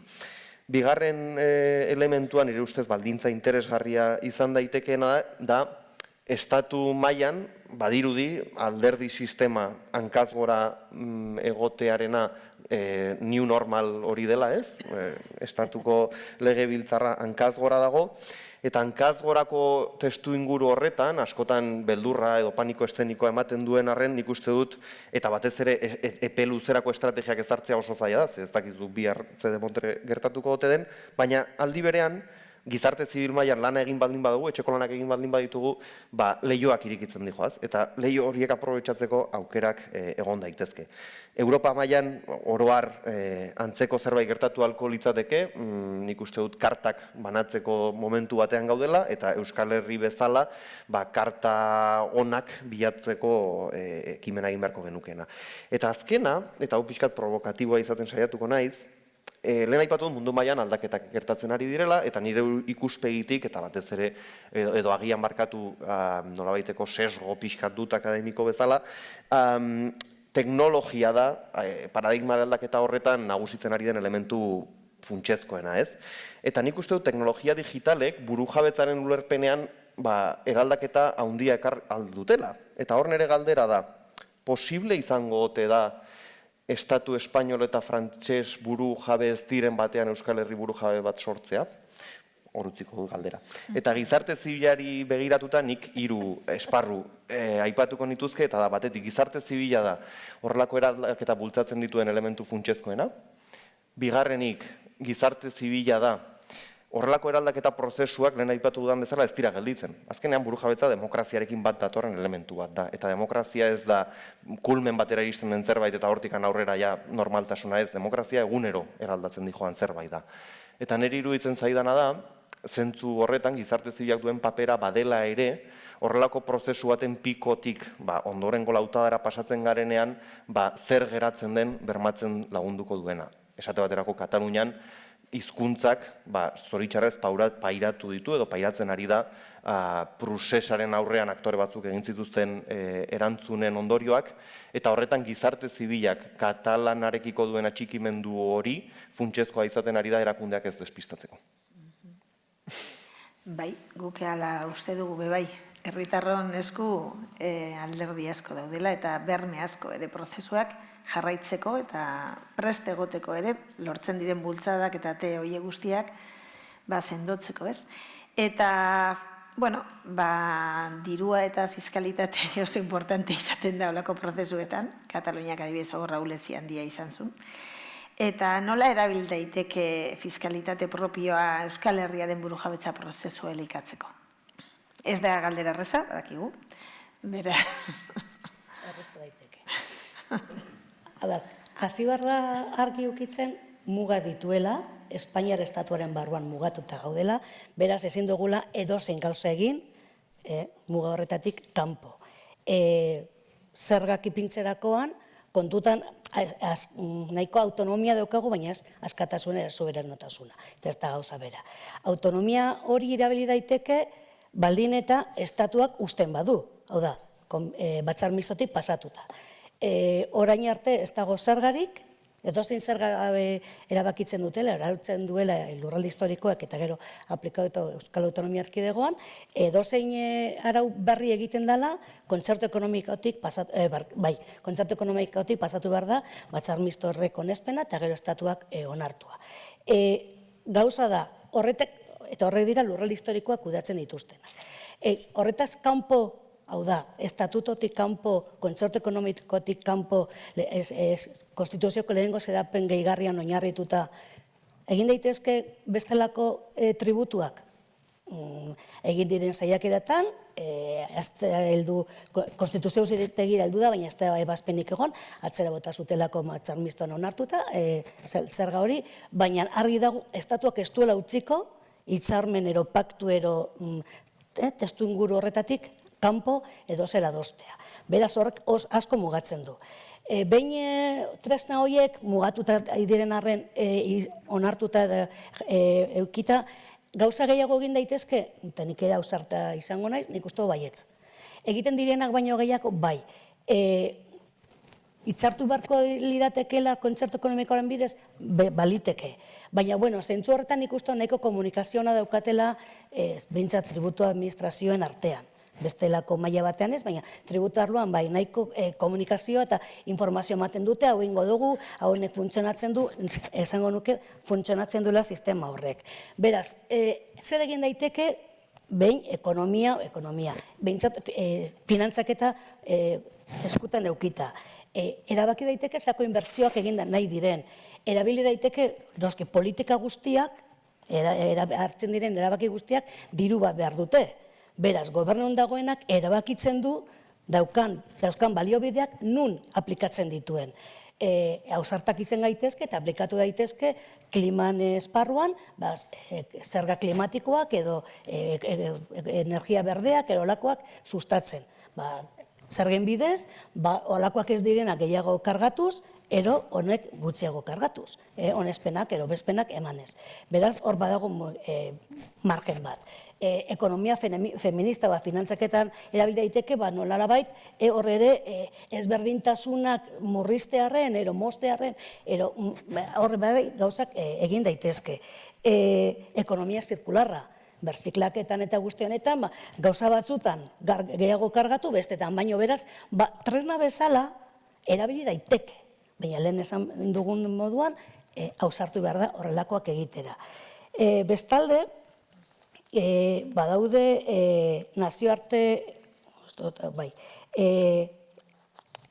diferentzia, soberantasuna, zelako arazoa daukan, naiz eta guk tresna bezala erabili, zelako oztopo bat, eta oztoetez da horretaz hitz egin, bestio daukatena, espadaukan nik, bestak eukindez desatela. Eskatu beharrean nik ere eukitzea, beste ikentzea. Eta katalanen kasua adibidez, alakoa izango litzateke, ez?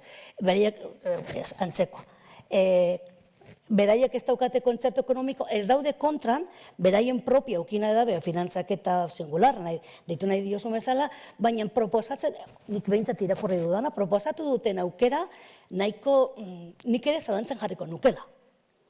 Egiten dituzten proposamen batzuk, bai kupo antzeko bat, baina kupo antzeko hori nun aplikatu behar dan, funtsetan, gero funtsa horietatik beraiek ere jaso ahal izateko, estatua larri lotzen ari dira nire ikuspuntutik. Dinot, katalanak ezagutzen dituzunez, testu inguru hori, ez? Orduan, eta bestelako autonomia erkidegoek, katalanak ez dienak regimen arruntekoak, ez daukaten ez, kendu nahi dute. Hau da, beraiek onartu beharrean, eskatu beharrean, gu daukagun sistema, gu daukagun albideak eukitzeko, kejatzen dira dauzkagun albideetaz, baina ez dute sistema hori nahi. Nahi dute, lehen komentatzen ibili garen, ez? Aste honetako albistea, behintzat urten dana. Valentzian Mazonek esan duela, zenbait zerga kenduko dituela, kasualitatea badabe, goreneko sarrera dituztenei, kenduko dituela hainbat zerga, hau da, Valentziak ez du diru sarrera hori eukiko bere eskumenak kudeatzeko, baina diru eskatuko dio estatuari. Eta esaten duzu, baina ezke estatuak ematen dien guztia, aurrekontu orokorretik pasatzen da, eta horren 6,4 eta 1,6 guk ordaintzen dugu. Beraiek zergarik ez ordaintzeko, guk ordainu behar ditu. Orduan, sistemak nunbaitetik porrotingo du. Hori oso argi dago. Kanpora begira, barrura begira, porrotekin dezake sistemak erotuzte. Baldin eta ez badugu guk porrotera eramaten. Arauak aldatu, lehen komentatzen ibilizera, estatutua gainditu, nik uste dut estatutuaren aurretik bestelako lege txikitxo bat daukagulo barrukoa, lurralde historikoen legea. Eta hori bai dela, errodirengaren katua. Osea, hori zabalduz gero, zer gertatu daitekeen, hor barruen zer dagoen, gauza, ez dakit. Eta ez dut uste momentua danik, horako esperimentuak egiteko. Funtzionatzen badu, funtzionatu dezala, jarraitu dezala funtzionatzen, izango tolan erdin zaite. Baldin eta ez bagadu ez ziur, gero hori zabalduz gero zer ingo dugun. Hau da, gehiengo ez badaukagu hori berriro ondo tolosteko. Bueno, eta bagoaz, pizkanaka amaitzen, eta orain ere, provokatzaile izan nahi dut, eta erantzun modu librean, ez? Badugu abesti berri bat, ekainaren 7ko mobilizazioari begira, eta izenburua da imaginatu libre. Imaginatu, egon gara hitz egiten, diagnostikoaz, oso realista izaten saiatu gara, egin du ekarpen nik uste dut oso interesanteak, baina eta libre izango bagina, hau da, libre izateko bide guztia hori gaindituta, non egon nahiko genuke. Zein da pixka bat burujabetzaren ikuspegitik ikusten dituzuen, hori, bidea elikatuko diguten ideiak, asmoak, itxaropenak, ez? Eta, apur bat, ja ez bakoitzak zuen esparrutik, ez? Nahi dut hau da zera librea, eta ala ere, nahi baldin baduzue zuen artean ere ideiak osatu, orain arte oso ondo egin duzue, baina zeo zer gehiago aipatu nahi baduzue, ikuste dut, Ni neusartuko naiz. Nik bigogo eta bat labur nik uste dut inguru honetan agertuen elementu batek bere biziko funtsa duela galdera horretarako, eta da gizarte zibilak erakunde itxaron gabe bere baitan jada jorratzen ari den burujabetza esperientziak, ahalik eta neurri handienean bere bidea egin ahal izateko baldintzak bermatuko dituen testu inguru bat sortzea, burujabetzaren garapen optimoa hori litzateke. Gizarte zibilak bere burujabetza gauzatu ahal izateko aukera edukitzea. Eta bigarrena, nik esango nuke ere munduan ematen ari diren hainbat eztabaida horiek gurean eredu propio bat edo erantzun propio bat garatzeko aukera edukitzea. Eta askotan hori nik uste dut testu inguruko aukerek bermatuko dutela. Lehen aipatzen dizun zelai eredu bat, Dragiren informearen arira, Europar Batasunean orain, konpetitibitatea, eta kontu guzti horiekin ari dira, eta nork ez du esaten, horrek ez ote duen eramango ondorengo hamarkadan Europar Batasunetik, esate baterako, unibertsitateen arteko fusioak bultzatzea, jada Frantzian ikusi duguna, Erresuma Batuan ikusi duguna. Eta horretan agian, orain hemen legebiltzarkideren bat edo beste badago, leikiena planteatuko balute Euskal Legebiltzarretik, edo Nafarroko Legebiltzarretik, UPNA eta EHUren arteko fusio bat, suteak egongo lirateke, baina, enkanbio, Europar Batasunak horrelako programa bat bultatuko balu, ez alditzateke unea proposa izango aukera hori aprobetxatzeko. Bueno, nik uste dut horretarako aukera horiek aprobetxatzeko baldintzak sortzea izan beharko litzatekela orain burujabetzaren aldeko lana.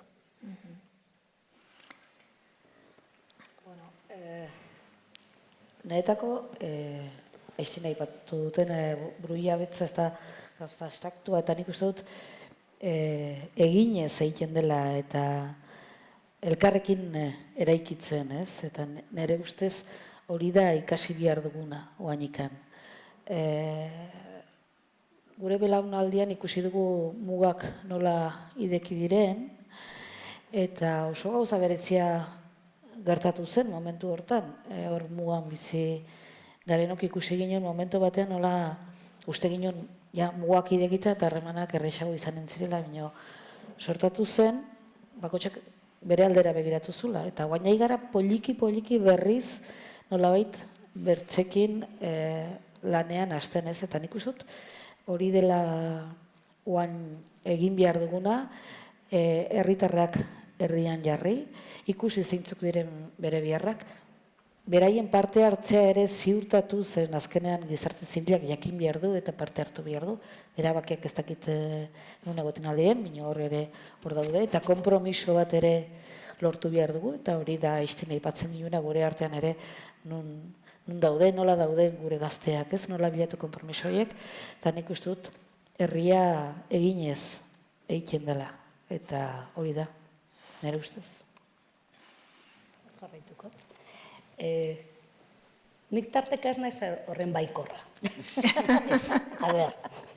Gizarte ikusita, gaztedia ikusita, bai, salbuespenak daude, baina orokorrean, eta badakite esaten dela oso lan individualistagoak gara, dira, eta nik uste gainera hori bultzatu egiten dela, esaten dutena ilargia ipini eta atzamarra begiratzen dela, nik uste jende guztia atzamarrera begiratzen da bilela, ilargira begiratu beharrean. Eta nik uste hori bai dela engaina bobos esaten dela. Eta horretan, uste gizarte bezala, hor apurketa bat egon barko litzatekela, inteligentzia artifizialak, guzti horiek onak dira, baldin eta ondo erabiltzen bat dira, goza guztiak moduan. Beraz, testu inguru horretan, lehenengo nik uste gizartea biztu behar dela. Nik uste gaur egun daukagun eragozpinik handiena, gainditu beharreko oztoporik handiena, gizartea piztea dela. Eroso egi bizi da. Galdetzen badidazu, ez dakik galdetuko zenuke, baina, eta zer egingo zenuke? Behitxu, gaur altzagunaz horrela eta nik kontzertu ekonomikoak kenduko nuke. Eta oso argi izaten dut, zergaitik, gaur kentzen badute kontzertu ekonomikoa Vox eta alako alderriak esaten duten bezala, bihar bertan, orain oso ondo bizi direnak, hasiko lirateke manifa guztietan pankarta hartzen. Baina, eta gainera goitik hasita, oso argi. Beraz, bueno, ez dut esaten kentzeko, baina dinot, arrisku hori hor dago. Eta ez dakit, hor goian daudenak ere, adin badaukate, gu daukagun bezala, seme-alabak, eta ez dakit zuen etxeetan, zelan ikusten dituzuen seme-alabak. Baina makinita ematen motzezu, lasai dauz, lagunekin lasai dauz, eta manifara zatozte igandean? Zetako, loin biot. Ni zertarako eraiki biot, zuentzako etorkizun bat. Bai, horretan sinisten dudalako, baina ez dakit, hori mugitu behar da. Ni behintzat lortzen badut, etxeko irurak eramatia, posina, posina, bakoitzak irura ematen badauz, ondo goiez.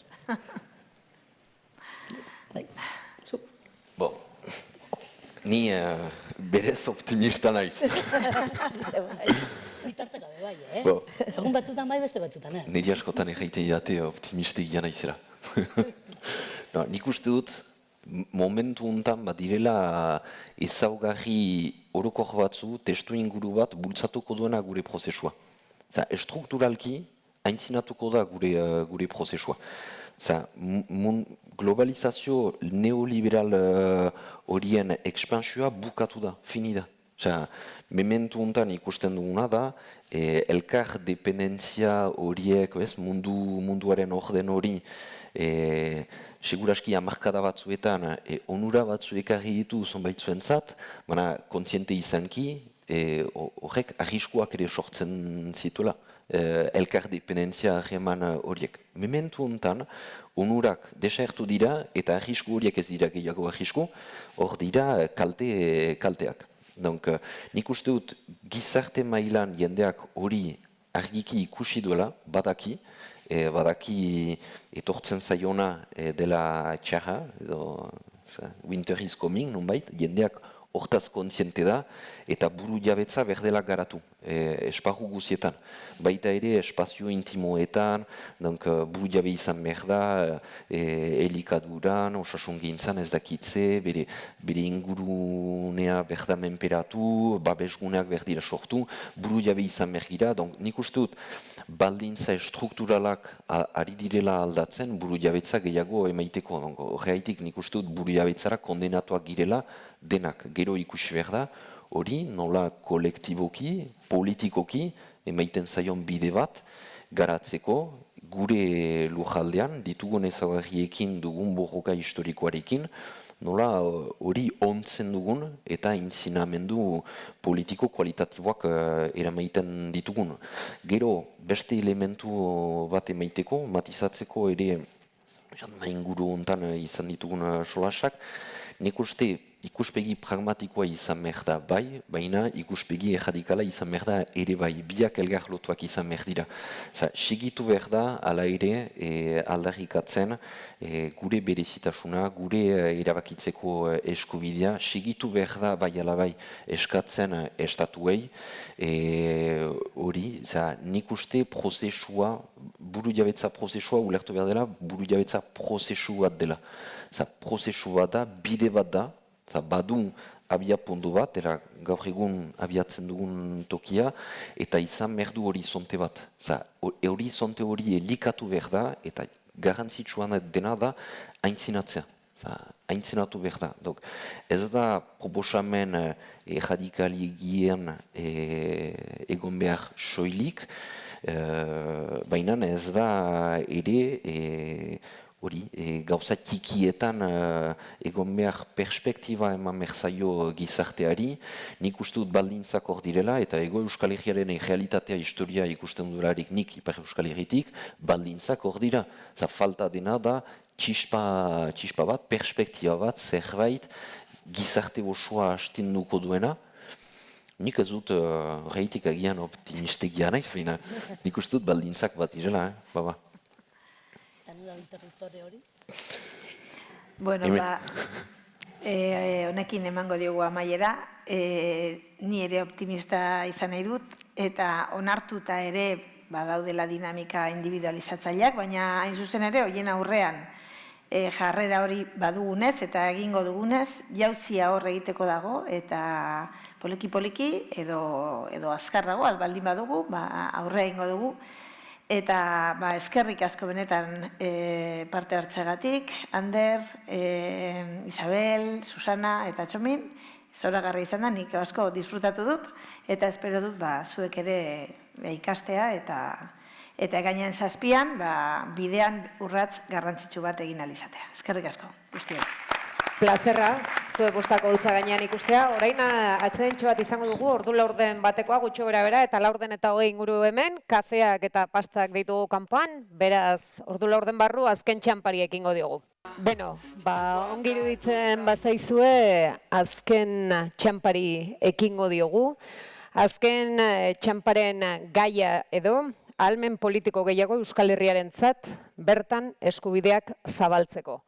Hori da lerroburua, komentatzen ari ginen, ez da, zaila da, abstraktoa dira kontzeptu asko, baina, saiatuko era finkatzen. Pixka dinamika azaltzeko zuei, ordubete ingurun ibiliko gara, bakoitzak 3 galdera izango ditu, 3 galdera horiek txandakatuz joango gara, noski bakoitzak hitz egin dezake, batek esan duena ere iritzia eman dezakelako, eta hortan ibiliko gera. Esan bezala, gaia zein dan, eta bueno, guk ulertzen dugunez, herri burujabetzaren zutabe gisa banaezinak dira, erabakitzeko eskubidea eta oinarrizko eskubideak. Hala izanik ere, zutabe dinamikoa dira mugikorrak, ahuldu edo sendotu daitezkeenak, herritarren ekintza kolektiboaren esanetara. Arlo eta eskubide desberdinen esparruan, aspaldianik aritu diren eta ari diren ekintzaileak ditugu gaur hemen gurean, sindikalismotik, feminismotik, euskalgintzatik eta eskubide politikotik.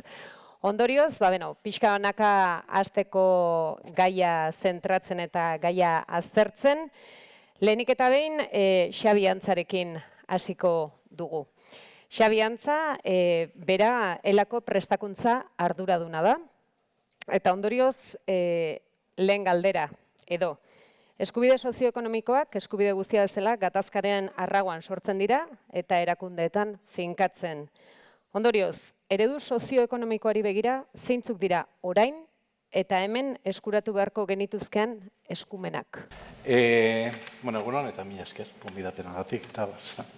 Nik 3 ataletan laburbilduko nuke hori ez da. Lehendabizi, nondik gatozen, ze arrisku ditugun, nire ustez, eta ze behar dugun, ez da. Nondik gatozen, nik topiko baldin bada ere, gatoz, regimen del 78 deituriko horzatik, partizio territorialetik, gatoz ley de punto final, gatoz monarkiatik, eta gatoz kontestu antidemokratiko eta transizio esmodeliko batetik gatoz, eta horrek eragina ditugu, beste lan munduan ere bai, ez da. Eta gatoz, prozesu autonomiko batetik, eta nik, hola, telegrama zela esango nuke, oso mugatuta zegoena abia puntuan, adibidez, eskumen soziolaboraletan, lan legediarik ez daukagu, Quebec dauken etzela adibidez, edo segurantza sozialik ez daukagu, eta beste batzuk, aipatzeagatik soziolaboralak eta bar. Eta ez hori bakarrik, gatoz, marko autonomiko igatu batetik. Zelai Nikolas zegoen hemen, IBAPek, Eusko Jaurlaritzak eta IBAPek publikatu zuten liburu mardul bat, La erosión silenciosa izena duena, non garbi azaltzen den, ustez guretzako kompetentzia esklusibo zirenak ere, nola estatuak 1000 prozedurekin ari da igatzen eta ari da mugatzen gure autogobernua, baita ere uste genduna esklusiboa zen. Hortik gatoz, nik uste nondik gatozen, esatea goratzea importantea da. Ze arriskuen arrean gaude? Bueno, uste, arriskua daola, estatuaren aldetik, nahi izatea, balizko erreforma estatutarioa, kosmetikoa izatea. Gai potolotan ez sartzea, ez da. Eta gure aldetik ere, nik uste, Euskal Eragileen aldetik ere, badagoela arriskua,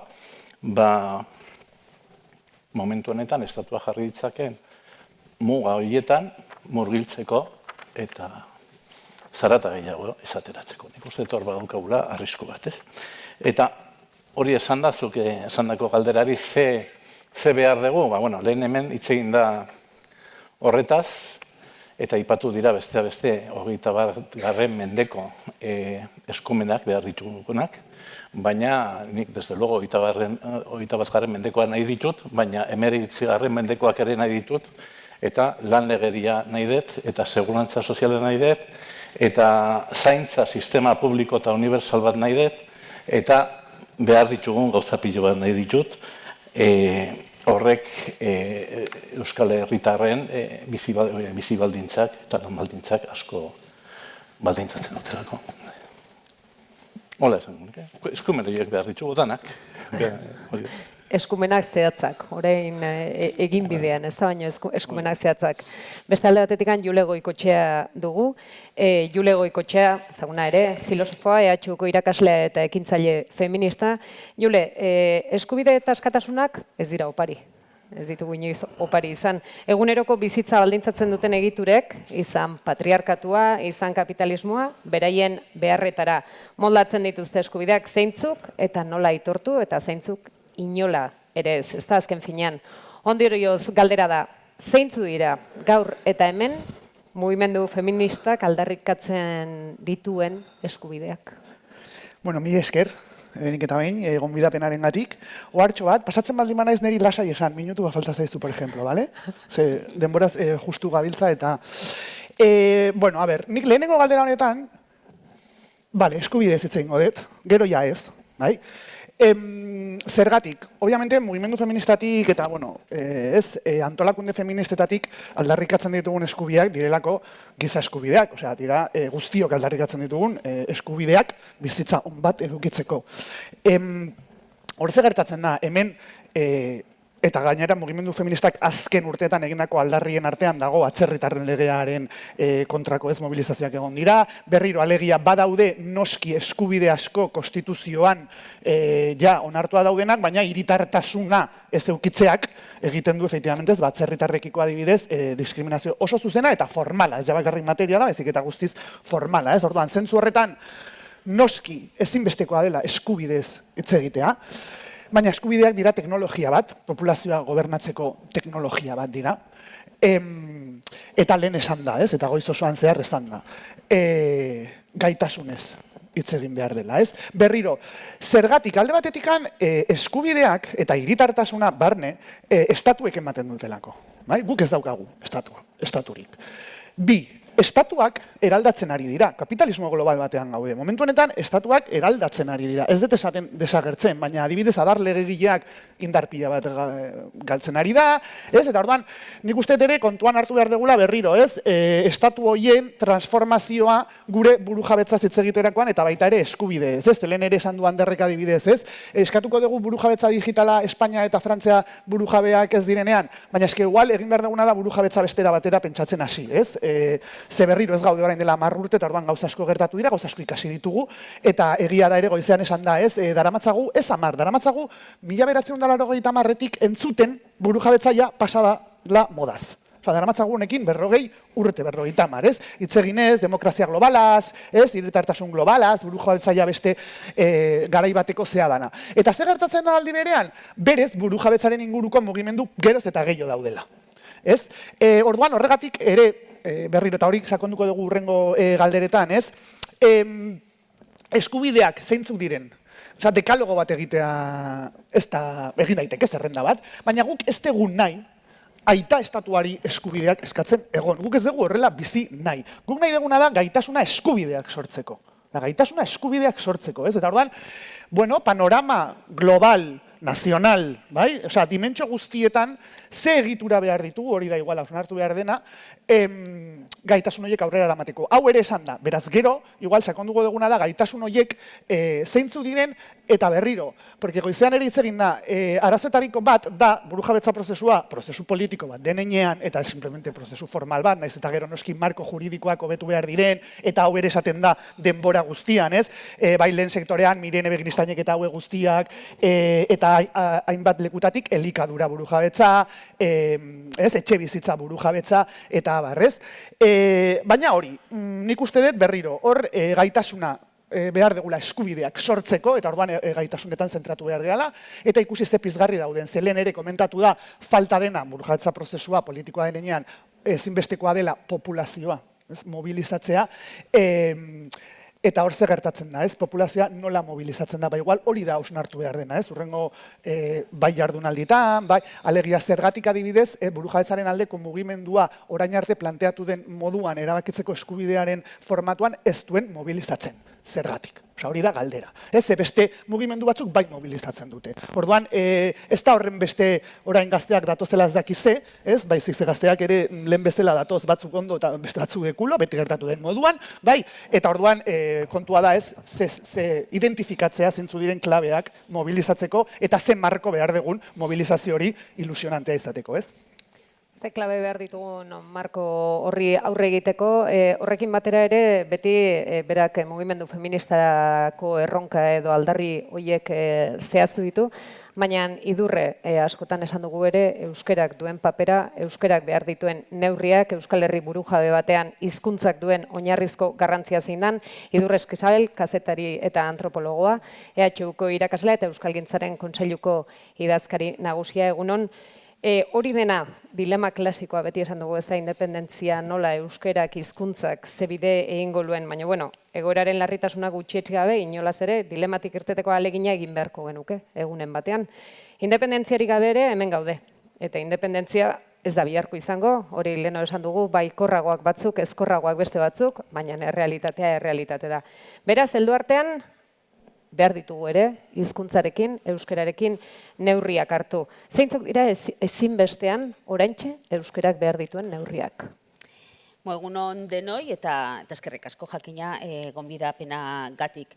Lehenengo ohar bat, akaso ez dezagun hitz egin euskaraz, ez dezagun hitz egin hizkuntza zerbait abstraktua balitz bezala, ez? Ideal batetaz, baizik eta hitz egin dezagun hiztunez eta hiztun komunitateaz, ez?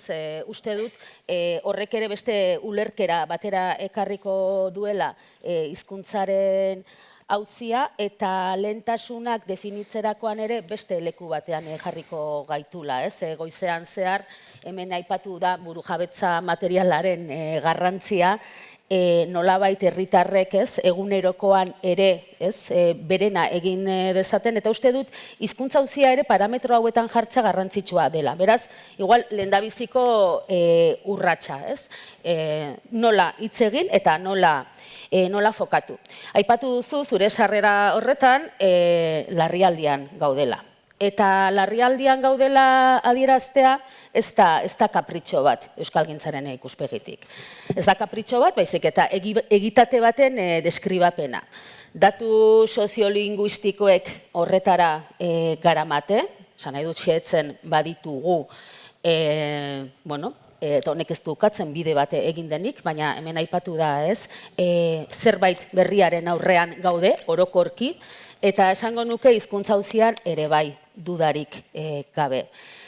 Larrialdian gaude, batetik diodan bezala datu soziolinguistikoek hala erakusten digutelako, gertakari soziolinguistikoek ere bai, eta horri erantzi behartzaizkio, azken boladan gainera, oldarraldi judiziala izendatu duguna, baina denok uste dut badakigula baita ere, oldarraldi judizialaz harago, oldarraldi politiko bat dagoela sakonean eta esango nuke batalla kultural handi bat, bai? Orokorrean gertatzen ari den, ez, aldaketa horren barruan, hizkuntz auziak ere zeresan handia duelako.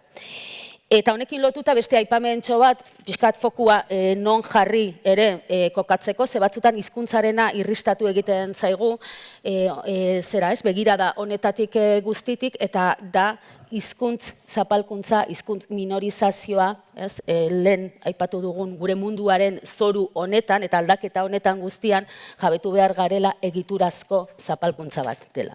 Bai klasea, bai generoa diren bezala. Ondo kokatu ahal izateko.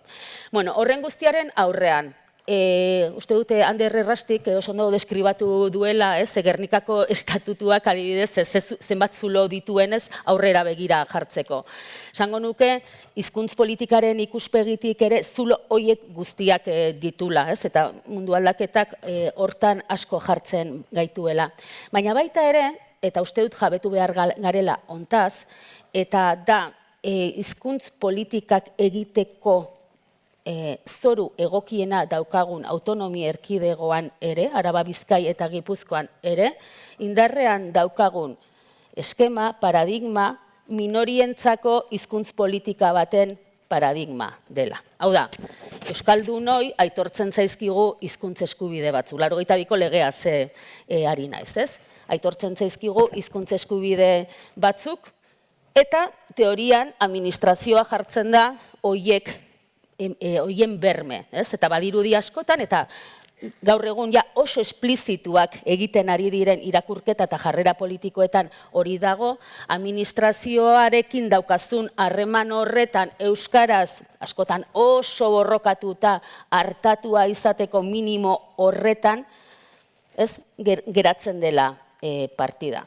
Eta dudari gabe, lehen ere bai eta orain gehiago, benetan etorkizunik izango badugu Euskal Hiztun komunitate gisa, beste norabaite joan behar dugu. Eta paradigma aldaketa horretan, gure ustez eta kontseiluaren ikuspegitik ari naiz, badaude giltza batzuk ezinbestekoak direnak. Hoietako bat da ezagutzaren unibertsalizazioa.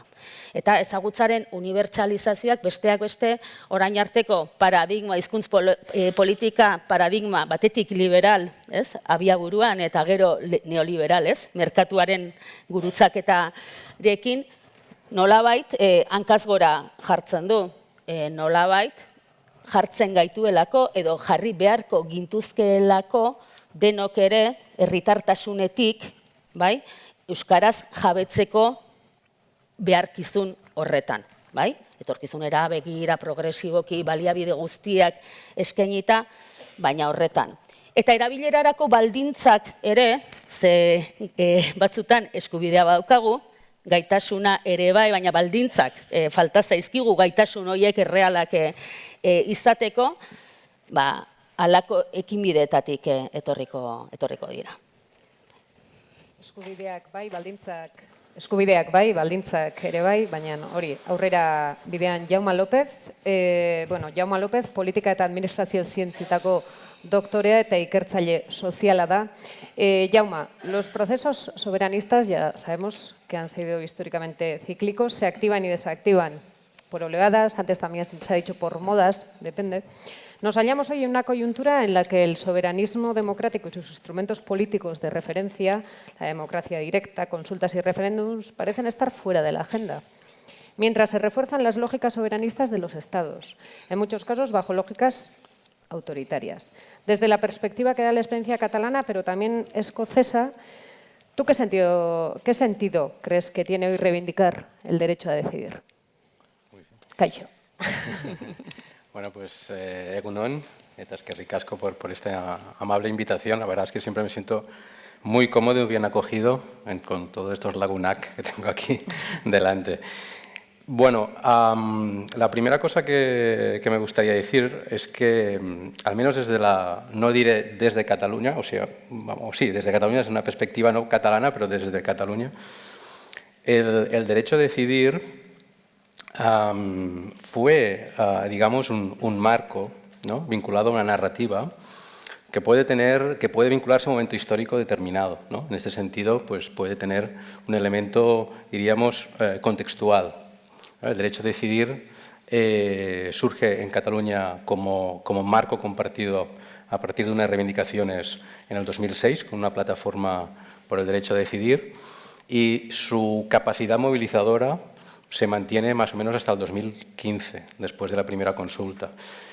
Antes, o sea, hasta las elecciones plebiscitarias, llamadas plebiscitarias, antes del 2017, es decir, cuando hacemos el referéndum del 1 de octubre, la idea movilizadora ya no es tanto el derecho a decidir como el derecho a la autodeterminación o, bueno, el conflicto con el Estado, etc. Pero estamos hablando de una década que efectivamente el derecho a decidir pues sirvió para, digamos, vincular movimientos diversos, desde el ecologismo al soberanismo, al catalanismo, en unas acciones, digamos, unidas, ¿no? Yo creo que los marcos y las narrativas sí son todavía muy, muy importantes y hay que mantenerlos, ¿no? Entonces, ahora bien, dicho esto, ¿no?, que nos circunscribe este marco a una reivindicación histórica concreta, que quizás en estos momentos en Cataluña deberíamos cambiar ese marco, ¿no?, digamos, desde ese punto de vista. El fondo, los principios que están vinculados a este marco son permanentes y hemos hablado, se estaba comentando ahora y en la mesa anterior de una manera muy clara. Es decir, hay unas reivindicaciones permanentes que pueden expresarse de formas distintas. Yo creo que de una manera, digamos, resumida, los tres elementos que confluían en ese marco y que creo que todavía confluyen hoy en el marco del derecho a decidir son, por un lado, derecho.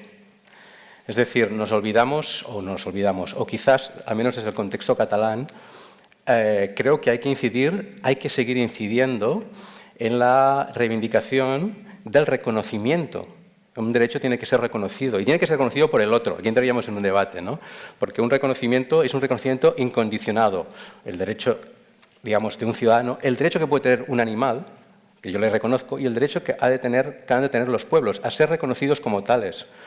Y eso, digamos que se parece que ha pasado. Pues no, las elecciones mismo, las elecciones nacionales, lo estamos viendo en estos momentos, al menos en Cataluña. Es decir, parece que hayamos pasado página a alguna serie de reivindicaciones que no hemos conseguido. Por lo tanto, la primera que yo vincularía es la reivindicación a ser reconocidos en pie de igualdad como naciones, cuando ese reconocimiento a la diversidad a nivel individual es una narrativa también asentada, ¿no? El reconocimiento de la diversidad, de género, de orientación, bueno, pues el reconocimiento también, queremos tener este derecho a ser reconocidos como nación. Por cierto, ese reconocimiento no depende de la democracia. Lo que depende de la democracia es la decisión sobre la independencia. Es decir, el reconocimiento de un derecho no es democrático, no, tú eres, seas cuanto seas en ese territorio. Y eso nos llevaría a otro tipo de discusión. O sea, no se vota si eres una nación o no. Lo que se vota es si vamos a ser independientes o no. Eso sí que se vota. El segundo principio para mí es el de la soberanía. Efectivamente, en ese marco hemos hablado, ¿no? La soberanía se puede entenderse desde un punto de vista territorial, vinculado a los estados, ¿no? Como ese poder absoluto o superior que hoy en día pues, tiene el límite que tiene, porque vivimos en Europa y sabemos que a este nivel las soberanías son compartidas. Pero hay otro nivel que se vincula mucho y que también se ha hecho referencia en la mesa anterior, que es el del empoderamiento ciudadano, el empoderamiento individual, el de la soberanía entendida como las capacidades. Fíjate, antes hablaba de reconocimiento, ahora hablo de capacidades, las capacidades que tenemos los individuos para poder, digamos, autogestionarnos. Y aquí, por ejemplo, toda la cuestión, por poner un ejemplo, ¿no? De la posibilidad de la autogeneración energética, por ejemplo, ¿no? El que tú puedas poner unas placas solares. Es una cosa tan sencilla como esta que sabemos que la legislación nos está impidiendo, digamos, liberarnos de los monopolios, porque en estos momentos es dificilísimo, digamos, tener autoconsumo, etcétera, o un consumo comunitario. Eso es empoderamiento y eso es soberanía. Y ese es para mí el segundo principio fundamental que se encapsulaba bajo la etiqueta de derecho a decidir. Y hay un tercer, para mí, un tercer principio, que es, obviamente, ¿no? Derecho a decidir, el de la democracia. La profundización democrática. Es decir, tenemos unas democracias que han dado mucho de sí, que hay que reconocer, esas democracias representativas liberales que han tenido un papel histórico fundamental, que en España se han, digamos, desarrollado a través de la Constitución del 78, pero la profundización democrática no se acaba aquí. Y pongo un ejemplo también para vincularlo a la realidad del día a día. En estos momentos, en Euskadi, ¿no? En el Parlamento Vasco, esta semana, se estaba en la Comisión de Asuntos Institucionales, no recuerdo el nombre exactamente, pues había una comparecencia, yo tuve la posibilidad de participar, sobre el proyecto de ley de transparencia. Bueno, es un proyecto de ley que, con todo mi cariño, y lo dije allá, y con todo, para una ley que, en el caso de la Comunidad Autónoma del País Vasco, todavía no existe, pues que a nivel de profundización democrática deja mucho que desear, en el sentido de que estamos hablando de una ley que se parece mucho, por ejemplo, a la ley catalana del 2014. Entonces está muy bien, pero es que estamos en el 2025 y Euskadi tendría la posibilidad de hacer la ley, digamos, más desarrollada, más contemporánea, más actualizada, con transparencia algorítmica, con asambleas ciudadanas, con muchos elementos que no están presentes. Eso es profundización democrática y en este sentido es derecho a decidir. Entonces, acabo, que siempre también yo pido lo mismo, como todos los académicos pido que me corten, ¿no? Porque y lo digo como un defecto, un defecto. Yo creo que todo eso está en el ADN de Gurescu, está en nuestras manos, ¿no? Y en cambio no está en estos momentos en el ADN, por ejemplo, de los actores políticos del movimiento social en Cataluña, porque la narrativa y el marco es muy importante, igual que el liderazgo, que podemos hablar después. Entonces yo creo que, evidentemente no vengo a dar lecciones a nadie, ¿no? Sino sencillamente a promover, a reforzar que estos elementos están en la narrativa y en el marco de Gurescu, y en estos momentos no están en el movimiento catalán por los acontecimientos que ha habido, ¿no? Que se vinculan con otros marcos, republicanismo, independentismo, etcétera. Bueno, que hay que explotar de otra manera. Entonces, yo creo que sí hay elementos circunstanciales, coyunturales del derecho a decidir, pero digamos el contenido del ADN es absolutamente vigente y permanente. Leheno, Xabi, esan duzun berak esaten zuen markoaren arabera ez da gauzak aldatzen direla. Zuk leheno aldarrikatu dituzu eta esan dituzu zeintzu diran oinarrizko eskumenak beharko genituzkeenak, edo gustatuko litzaizkitzukenak, bintzat batzuk eta bide hori. beharko genituzke, nahiko genituzke, prest dago Euskal Herritarra prest dago haien alde mobilizatzeko? Ze batzutan hori esaten da, ez dago orain prest Euskal Gizartea, ez dago horik, ez da garaia, nola? Honea etorri baino lehen nire buruari egindu diot, ordenatu izango naizela, baina ezin nahi resistitu lehen esan dugu gauza bati reakzionatzeko ez, pixkat kritika bat oango gaztei, desmobilizazioa, individualismo bat eta beste ez. Nikola botako, segure esku bada ere mugimendu mobilizatzaile bat ez, eta hola provokazio gisa, eta neure organizazioari ere provokazio gisa esango nuke, zitugu gaztea mobilizatuko, ez bada ematen radikalizazio prozesu bat. Ez dago mobilizatzerik, ez dago jendea mobilizatzerik, ez bakarri gazteak, ez badi ematen radikalizazio prozesuak, eta hartu hemen lehen txomin probedak, nik radikalizazioa hitz egiten denean, duplo horretan hitz egiten dut, radikalizazio ni pragmatismo, bai? Duplo horretan, baina ez badago radikalizazio proposaminik, nik ez mobilizaziorik ikusten, eta argi daukagu, prozesu nazionalean, mobilizaziorik gabe ez dugula lortu nahi duguna, ez? Bai aitortza nazionalean, bai euskararen estatusean, edo nik aipatutako eskumen soziolaboraletan, berdin zaite edozein gaietan, ez da? Eta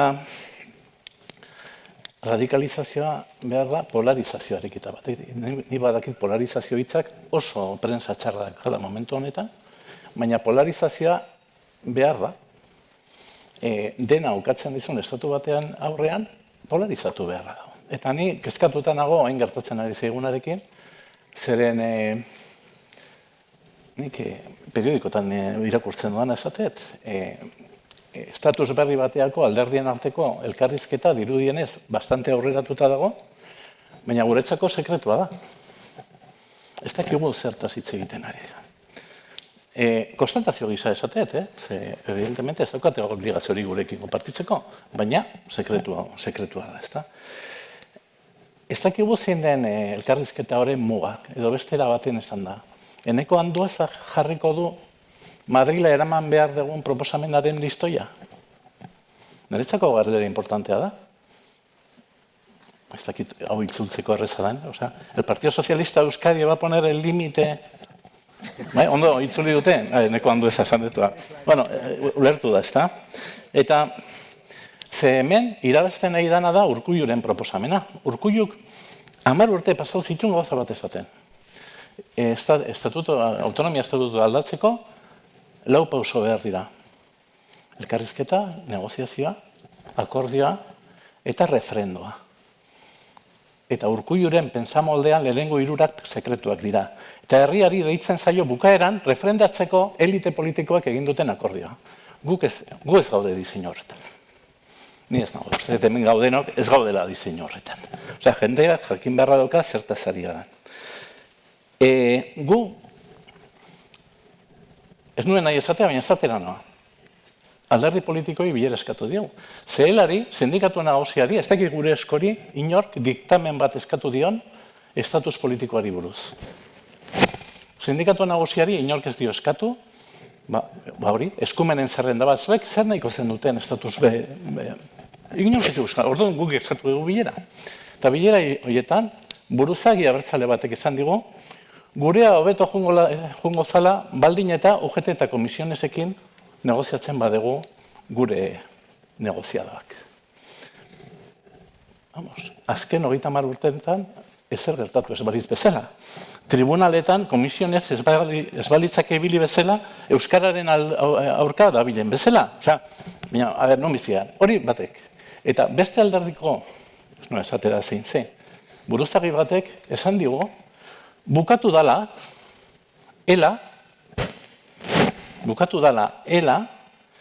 gai soziolaboralei buruz, gai soziolaboralak ez diren gaiei buruz, hitz egitako gure mania hori. Hau da, sindikatuari, klase sindikatu nagusiari ez dakokiola hitz egitea fiskalitateari buruz, edo abiadura handiko trenari buruz, edo nahi dugunari buruz. Honekin zer esan nahi dut, para que me entienda Joma, que estamos fatal. Hau da, mugimendu sozialari kasu honetan mugimendu sindikalari, ez bazaio iritzia eskatzen. Ez dut esaten guk dioguna egin behar danikan, baizik eta iritzia jo. Eta are gehiago, esaten bazaio badaudela gai batzuk guk ezin ditugunak ipatu, oso gaizki daude. Oso gaizki daude, eta ez diot hori dela bezala, baizik eta mugimendu sozial bezala. Bai? Ze hor agertzen dena da, igual gero berriz aipatzen eta integratzailea ez dien instituzioak. Hau da, Acemoglu ekonomilariak dio, ze herrialdek daukate arrakasta. Eta bi gauza esate ditu. Herrialde mobilizatuak eta bigarrena instituzio integratzaileak dutenak. Eta hemen herrialde hau mobilizatua da. Hemen pensionistak kalendare, feministak kalendare, sindikalgintzan grebak eta kalen gaude egunero. Hemen badago mobilizazioa, gazte kalendare. Baina ez dago instituzio integratzailerik. Eta regimen del 78 horrek utzi digun pozoin handiena dago gure sistema politikoan, euskal sistema politikoan. Gizarte zibilarekiko mesfidantza eta kriminalizazioa. Gu ez gaude Portugalean, diktadorea oian hiltzan, baina tristena da, Euskal Herrian ere, gizarte zibilarekiko mesfidantza eta kriminalizazioa hori indarrean jarraitzen da. Barkatu hain luze izateagatik. Ondo zuazte. Jule, leheno esan duzu mugimendu feministatik izan beharko lirateken eskubideak, baina horretarako ze garrantzi duen gaitasuna izatea, ez da gai izateak. Ze gaitasun politiko dira benetan garrantzitsuenak hitz egiten? Bai, ze hor, ni hemen nago gau, pixkat feminismotik ekarri naute, bai? Orduan, guk berriro azken urteetan mugimendu feminista autonomotik, baina baita ere eta laia eta beste hainbat zea erakunde edo antolakunde feministetatik hori ez, garatu deguna da batez ere gaitasun burujabetza materiala, eske burujabetza materiala. Alegia mugimendu sozialek garatzen dutena hemen eta baita Kolonbian ere, dala, burujabetza materiala. Dala hori, elikadura nola egin, elikadura burujabetza eta barez praktiken bidez esango genuke. Eta hau, zer eskatzen dugu alde batetikan, lehenik eta behin. Markoak, aldatzea behar ditugun gaitasun politiko-sozial horiek garatu ahal izateko. Hemen, bizidegun krisia, ez da bakarrik krisi ekonomikoa alegia. 21. mendea hasten da krisi multidimensional batekin, eta hortartean dagoena da krisi diskurtsibo ikaragarri bat, ezkerra dago galduta. Fastistak berdin du, azken finean ez dute koherentzia diskurtsiborik behar, agintzean eta gobernatzeko. Ezkerra dago oroar galduta, normala den moduan ere, esan nahi, aro aldaketa batean gaude, modernitatearen amaieran, dauzkagu 20. mendeko instituzioak, estatua, eskubidea, markoak, 21. mende batean nun hori oso higatuta dagoen, errepikatzen dut, eta orduan eskakezuna da alde batetikan hori. Zergatik eta lotu nahi dut hau berriro, mobilizazioaren kontuarekin ze esan dugu burujabetza dela prozesu politiko bat eta hor noski eskubideek eta marko juridikoa daukate beren papera, baina ez da oinarrizkoena momentu honetan gauden egoeran esan nahi dut. Ez da beti horrela perse, baina momentu honetan horrela da.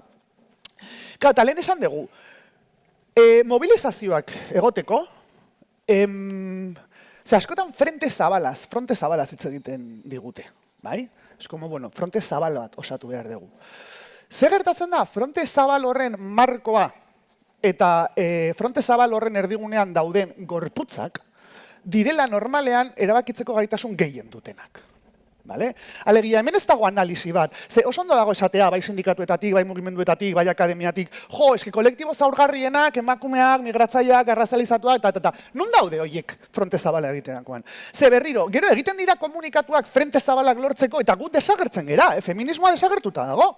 Berdintasuna jartzen da, ez dakiz, gu horrela ez dira fronte zabal baten parte izango. Berriro, garai honetan, porque ez gaude orain dela 10 urte, ez gaude orain dela 20 urte. Gaude beste egoera batean, nun polarizazioa dator, nahi edo ez nahi, polarizazioa dator. Eta orduan, denbora guztian galdetzea, zein dan pizgarria, pizgarrietako bat da errepresioa sartzen danean ikusiko dugu nola mobilizatzen gehan, errepresio ardatzoien arabera, eta bi, fronte zabalak ez dira eraikitzen kuantitatiboki. Fronte zabalaren kontzeptua ez da kuantitatiboki ulertu behar den zerbait, da kualitatiboki. Fronte zabal batek eskaini behar diona populazioari da zentzu berri bat, eta ez betiko zentzu komun hori. Baizik eta zentzu berri bat zebestela ez du ilusionatzen, horregatik ez dago mobilizaziorik independentziaren ardatzean, edo gure esku, erabakitzeko ardatzean, batetik ez dagolako errepresio zuzenik, bai, gaude asimilazio baketsu batean, bai, baina, eta bi, orduan galdetu behar diogu, zer egiten ari dira, nola ari dira jokatzen mobilizatzeko gaitasuna duten mugimendu horiek, adibidez mugimendu feminista. Mugimendu feministak azken greba orokorrean zaintza publiko komunitario baten alde, ez du simplemente esaten nahi dugu zainduak izateko eskubidea. Ez, nahi dugu eskubide hori garatzeko erakunde oso zehatzak. Sistema publiko komunitario bat, alegia, proposatzen ari da gaitasun politikoak sortzeko erakundeak. Ez, lehen esan da ere goizean, ez dagoela burujabetza politikoa eta burujabetza materiala. Guretzako berdina da, bai? Materialidade desberdina daude, eta materialidade horiek hain zuzen ere materia bilakatzeko, bai, eta ongizatea sortzeko, beti behar dituzte erakundeze politikoak, beti, berdin duz eskalan, bai, guk ez dugu hor zabaltzen. Orduan, alde batetikan, bai da, hori da aldarrekatzen duguna, alegia, ezin dena da fronte zabal batean, hain zuzen ere gehien mobilizatzen duen, ez, markoiek kanporatu zebestela, klaro, ez dira, ez, batzuk iztutu daitezke, baina eski igual hori da mobilizazio ezaren arrazoia, bai?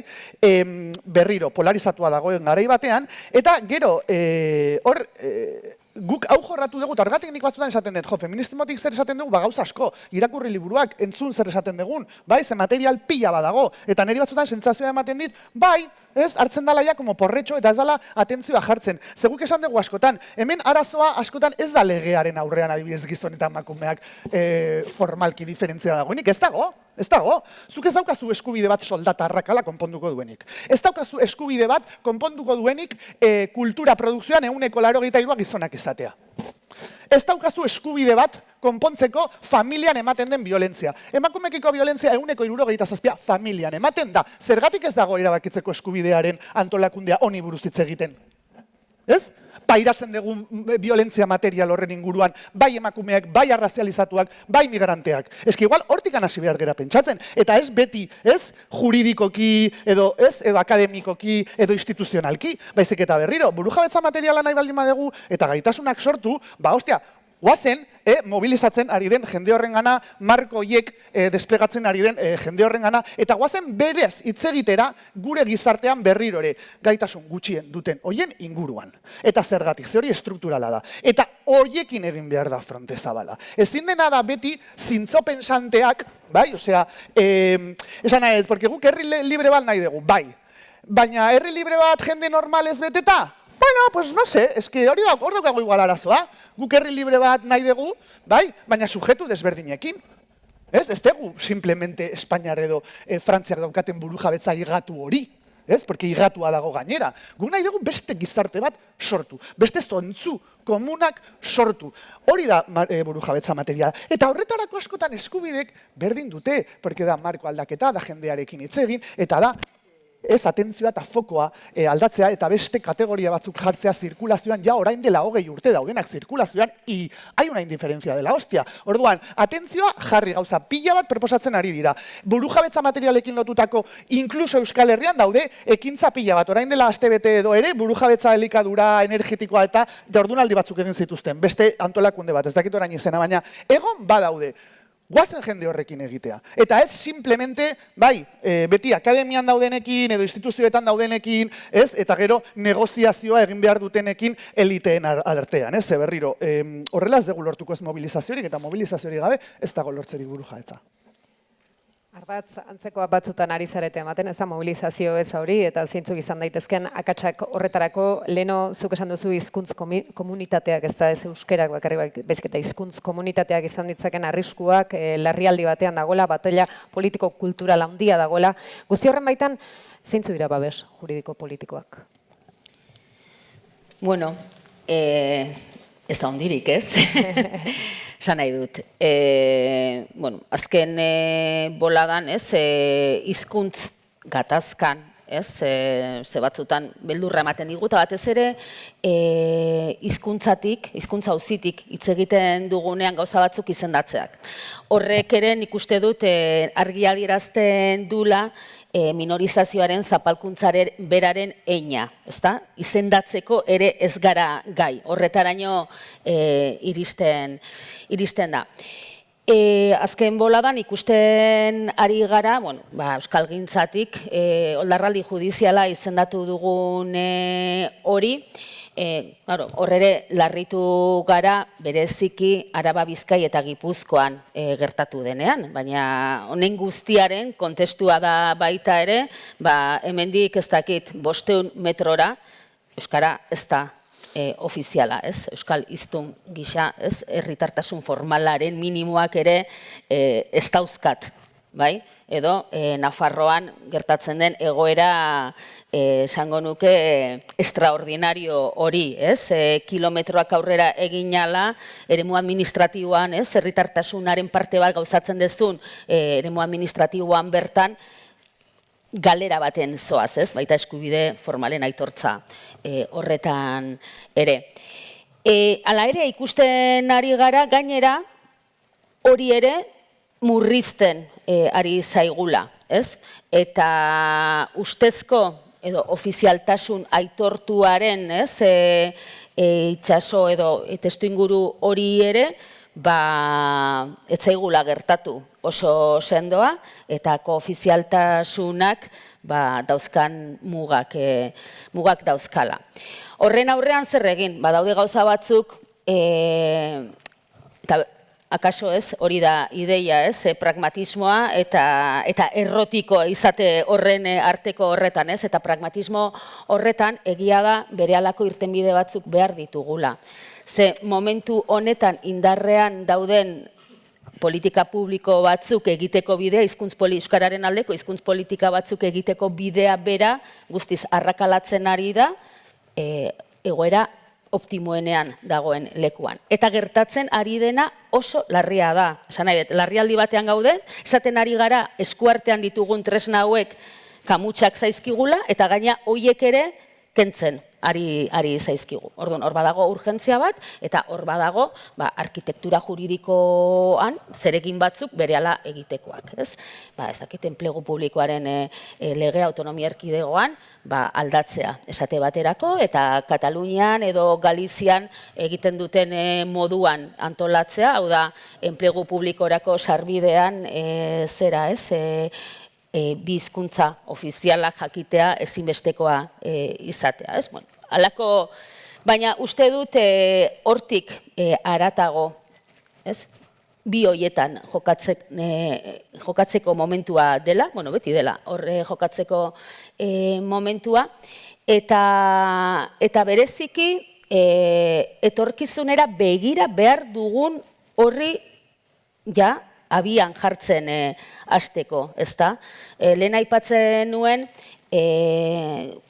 ezagutzaren unibertsalizazioa noranzko horretan abiatzea, eta hori egin daiteke autonomia erkidegoan behar bezalako hezkuntza lege batekin, ezta? Euskarazko ikasteredua orokortuko duen lege batekin, eta ez azkenean gertatu den bezala askatasunaren edo marko liberal-neoliberal, hizkuntz politikarekiko marko horretan aitortuz euskara ez ikasteko eskubidea, bai?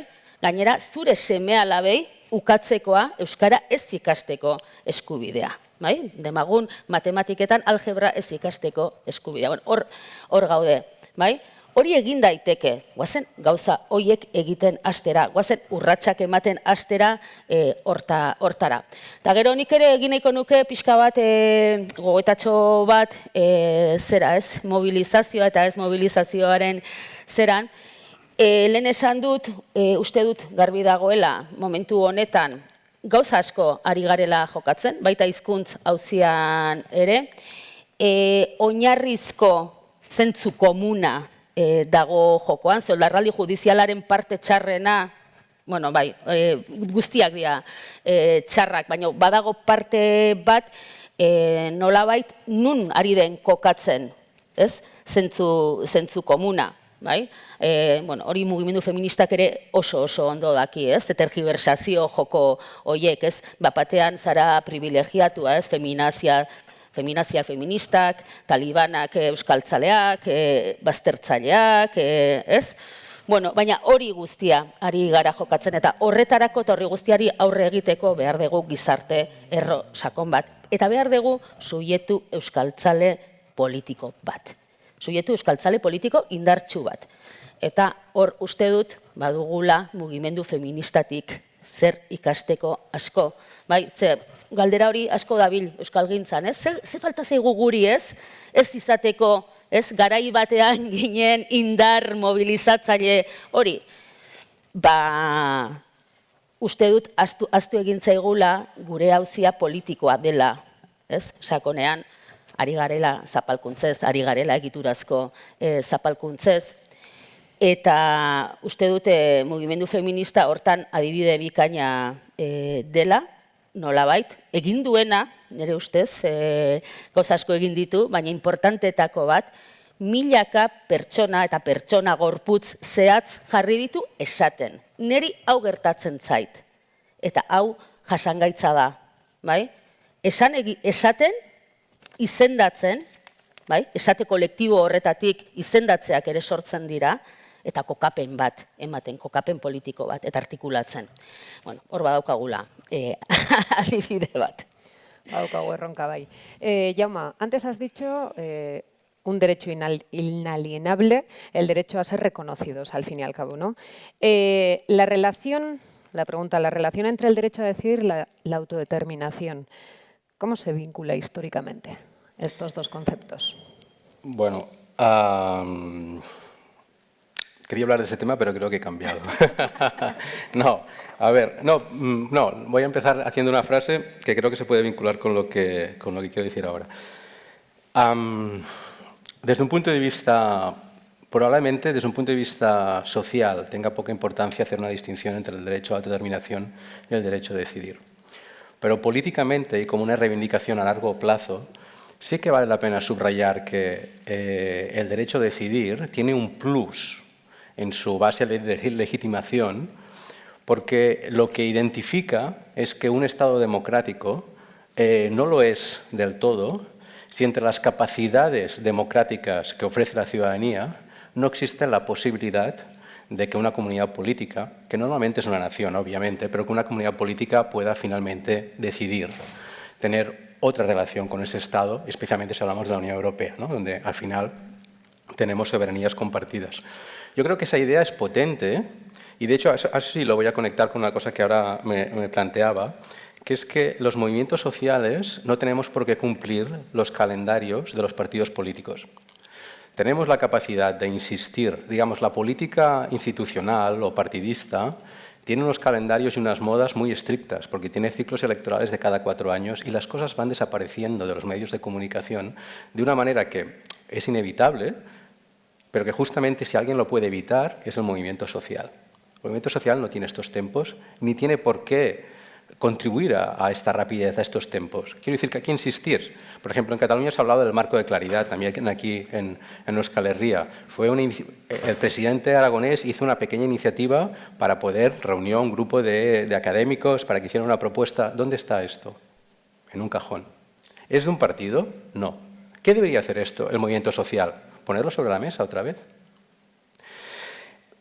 Yo aquí me gustaría recordar un par de cosas. La primera es que cuando hablamos de los principios que antes comentaba, democracia, soberanía y digamos, derecho, esos principios nos refuerzan en frente de dos status quo diferentes, pero vinculados, en un cierto sentido. Por un lado, el statu quo que representa el Estado del que formamos parte, ¿sí? De España. Pero después también el statu quo, antes lo comentaba también, de las propias élites y de las instituciones políticas de tu propio territorio, de tu comunidad autónoma. También son statu quo, también son statu quo.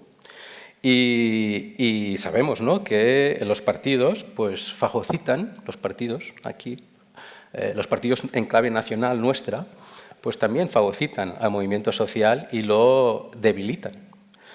Y tenemos muchos ejemplos de esto. Es decir, que el movimiento social tiene que reforzar la política en frente de estos dobles statu quo y no siempre la culpa es de España. Sí, claro que es la culpa de España porque es uno de los dos statu quos, pero el otro es qué élites tenemos en nuestras respectivas naciones. Y solo tengo que recordar que durante el proceso, ¿no?, el proceso llamado soberanista, por cierto, ¿no? En el castellano o en español lo único que saben decir en catalán es el procés, y lo hacen también, ¿no? con ese vínculo, ¿no? Ese deje, digamos, de burla. Que el proceso soberanista es un proceso que va más allá de 10 años, ¿no? Tengo que recordar que, por ejemplo, el movimiento social puso sobre la mesa la posibilidad de hacer un debate constituyente, participativo, para hablar de este futuro país. Se llamaba Reinicía, tenía varios... Los partidos lo caparon, los partidos catalanes. Es statu quo, no les interesaba que la ciudadanía empezara a hablar sobre todos los temas. Y entonces nos pusimos a hablar del referéndum. Cuando el movimiento social primero planteaba un proceso constituyente que acabase en un referéndum, como ha habido procesos constituyentes pues, en Chile o en otros sitios, en Islandia, etc. Por lo tanto, no olvidemos que el statu quo, efectivamente, que nos fagocitan los partidos políticos, pero la gracia, creo, y hay que, digamos, insistir en esto, es que el movimiento social no es un partido. Ni tiene por qué identificarse con un partido, al revés, tiene que alejarse de los partidos. Y en este sentido no tiene por qué comprar ni las lógicas temporales, ni las lógicas, digamos, de legitimación de los partidos políticos. Al contrario, si tiene que ser, digamos, un garante de que ciertos temas que desaparecen de los medios de comunicación porque a los partidos ya les ha pasado, vuelven a estar mínimamente sobre la mesa porque el movimiento social no compra estos ciclos. Y en este sentido yo diría que cuando hablamos de movilización, yo diría, no perdamos de vista que la movilización no es solo cuantitativa. Es decir, la movilización no es solo sacar mucha gente a la calle, que también es absolutamente necesario, es imprescindible, pero hay una movilización cualitativa. Es decir, el movimiento social tiene que estar detrás de esas reivindicaciones que pasan de moda en el ámbito de los partidos políticos. Y eso es cualitativo. No hace falta que haya mucha gente en la calle, no hace falta. Perdemos mucho esfuerzo. Y además, caemos en la lógica de los partidos políticos, que es estos grandes actos electorales, cuando la importancia del movimiento social solo la valoramos a través de un día de movilización. Hay una movilización cualitativa, no solo cuantitativa, ¿no? Y en este sentido acabo. Yo creo que cuando hablamos, ¿no?, de movilización, claro, ha de resultar atractiva mínimamente. Y cuando digo atractivo quiero decir que no me estoy refiriendo tanto, no sé, a la polarización, etcétera. Efectivamente, ¿no?, hay unas emociones que son reactivas y que sacan a la gente a la calle, como no puede ser de otra manera, ¿no? Pero también hay un elemento de expectativa, porque más razones en nuestros pueblos y en Cataluña mismo para salir en la calle en estos momentos, veamos cómo se está aplicando la ley de amnistía, podríamos salir ya, pero la gente dice, ¿qué expectativa tengo sobre que esa acción colectiva, que es un punto dentro del movimiento social, ¿no?, va a tener alguna repercusión? Y aquí yo creo, y hay que hacer deberes internamente, yo creo que es muy importante, se hablaba de instituciones integradas, que integran, ¿no? Efectivamente, y de liderazgos importantes. En Cataluña se habla mucho de liderazgos y desgraciadamente siempre que se habla de liderazgos, no solo en Cataluña, yo creo que forma parte de nuestra perversión de lo que es la política en los medios de comunicación, identificamos personas, ¿no? Y hablamos de liderazgos que han pasado de moda hablando de nombres propios. Yo creo que hay que hablar de instituciones y de organizaciones. Y creo que en estos momentos, por ejemplo, en Cataluña, lo pongo como ejemplo para no hablar de Euskadi, que no conozco, de Euskal Herria con profundidad, hay una crisis importante de liderazgo, porque las expectativas que tiene la gente de que se haga algo, que se pueda hacer algo con su esfuerzo de movilización, es muy baja. ¿Por qué es muy baja? Porque no hay un actor, un referente que pueda ser un buen depositario del esfuerzo que la gente hace. Es decir, si yo me movilizo personalmente, si yo hago cosas, pero ese esfuerzo que individualmente no sirve para nada, solo es colectivamente, se lo deposito en las manos de alguien en el que no confío porque no va a hacer un uso adecuado de ese esfuerzo, no hay liderazgo. Yo lo que quiero, como pasó durante un tiempo, es que ese esfuerzo, porque es difícil salir a la calle, porque hay mil cosas, porque estamos dentro de una cultura individualista, porque a los jóvenes les cuesta y a los menos jóvenes, no, a los jóvenes como yo también nos cuesta, digamos, ¿no? Pero yo quiero tener un depositario de que ese esfuerzo va a tener sentido, de que esa expectativa va a tener una cierta... Y eso no es necesariamente dependiente del nivel de polarización, es dependiente del nivel de construcción del propio movimiento social. Y eso depende del propio movimiento. O sea, yo creo que no hay excusas, o hay todas las excusas del mundo, porque lo que estoy diciendo es muy fácil de decir y muy difícil de hacer. En Cataluña tuvimos, y acabo, bueno, nos tocó la lotería, digamos, porque durante un tiempo salió algo que no estaba ni fagocitado por los partidos políticos y que tenía esa capacidad de ser un buen depositario de esos esfuerzos. No lo tenemos. No sé cuándo lo volveremos a tener. Pero en todo caso, cuando hablamos de movilización y lo hacemos, yo creo, repito, creo que hay que distinguir entre la movilización cualitativa, que quiere decir que el movimiento ha de ser depositario de unas reivindicaciones que han de ir más allá de los ciclos electorales, y no hace falta que haya mucha gente, pero si es el depositario, hay que ir reque, oye, sí, que queremos hacer un referéndum en el marco de la Constitución, pero la Constitución no lo niega el Tribunal Constitucional. No pasemos de página, porque lo hacen los partidos políticos, no pasemos de página. Queremos ser una nación, no pasemos de página. No hace falta que gane el referéndum de la independencia en Cataluña para hacer estas reivindicaciones. ¿Quién es el depositario de esta continuidad? El movimiento social. Y después, desde otro punto de vista, este movimiento social se ha de convertir también en un buen depositario de la movilización cuantitativa. Piskat, berak dioen aritik Xabiere esaten du depositario, ez da? Herri mobilizaziotik etorri bardana eta zeinen eskutan utzi zeinen eskumenetan, baina bueno, badakigu gauza batzuk herri mobilizazioaren bidetikan joan behar direla, baina alderdi politikoek ere zeresan handia dutela eskubideak lege bihurtzeko eta aurrera pausoiek egiteko. Zein da alderdi politiko aurrerakoien laguntzarekin lege bihurtu beharko lirateken eskubideak bai edo bai? Bai, nik uste, mugimendu sozialdeetan eta sindikalismoan gabiltzanok egin behar den lehenengo gauza da antipolitikari aurre egitea eta aitortzea alderdi politikoen garrantzia. Nik uste hori momentu honetan oso importantea dela, ze eskubiko oldarraldi badago, hain zuzen hori zalantzan jartzen duena, hori ukatzen duena, eta guk alderdi politikoa behar ditugu. Nik sindikalista bezala diot, langileen lan eta bizi baldintzaen kapitulo asko parlamentutan jokatzen da, eta hori oso importantea da, eta alderdi politikoak eragile ezinbestekoa dira. Hori batetik, esan nahi dut, ze gu, mugimendu sozial eta sindikal bezala, kritikoa gara alderdi politikoekin, baina hori da joko politikoa. Hori prestigiatzen du demokrazia, eta alderdi politiko, inkluso harrerokoiak kritikatzea, inolaz ere ez da antipolitika egitea. Hori da politikaren eremua. Nik uste, hori da oso importantea. Hori dio danean ere, bai alderdi politikoetatik eta instituzioetatik, azpimarratu behar da kultura generatzeko gaitasuna dutela. Hemen lehen fiskalitateaz eta kontzertu ekonomikoaz hitz egin da. Nik ez dakit zeintzu diren Espainiarekiko margenak, baina Europarekiko badakit, eta, bueno, guk hemen Sueziakoa bezalako presio fiskal bat eukiko bagendu, beste almen batzuk eukiko genituen, bai? Esain nahiet, politika badu kultura bat generatzeko gaitasuna kapitulo gehienetan, ez da? Lehen Txominek aipatu du iparraldeko egoera, eta aipatu du soberania materialen kontua eta auta besteaz. Baina ez du aipatu niretzako iparralden oso importantea den gauza bat, eta bueltatzen naiz lehengon esandakoari. Iparraldeko instituzioak eta klase politikoa gurea baino asko zer integratzaileagoa da. Irisgarriagoa da mugimendu sozialarentzat. Horregatik minoriatik lortzen ari dira hemen lortu ez diren gauzak. Hain zuzen ere, klase politikoa eta instituzio batzuk integratzaileagoak izan direlako kudeatuela izan da desarmea bezalako gauza bat. Impensablea dela hegoaldean, edo kudeatu dira beste gauza asko.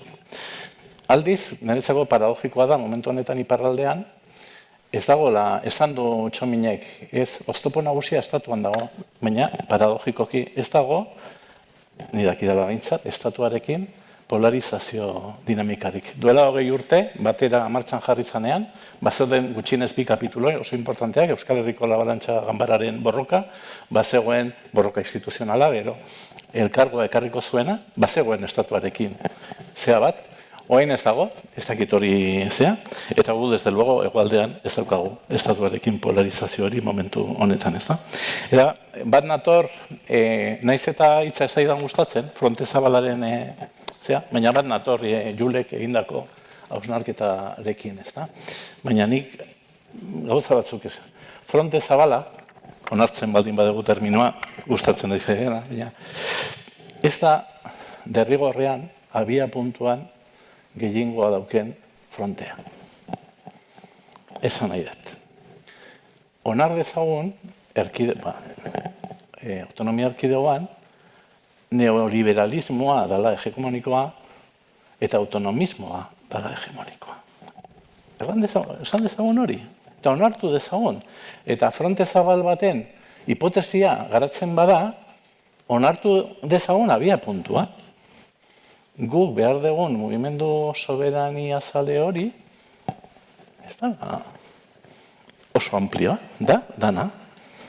Bere bokazioan amplioa da, baina abia puntuan igual ez da hain amplioa.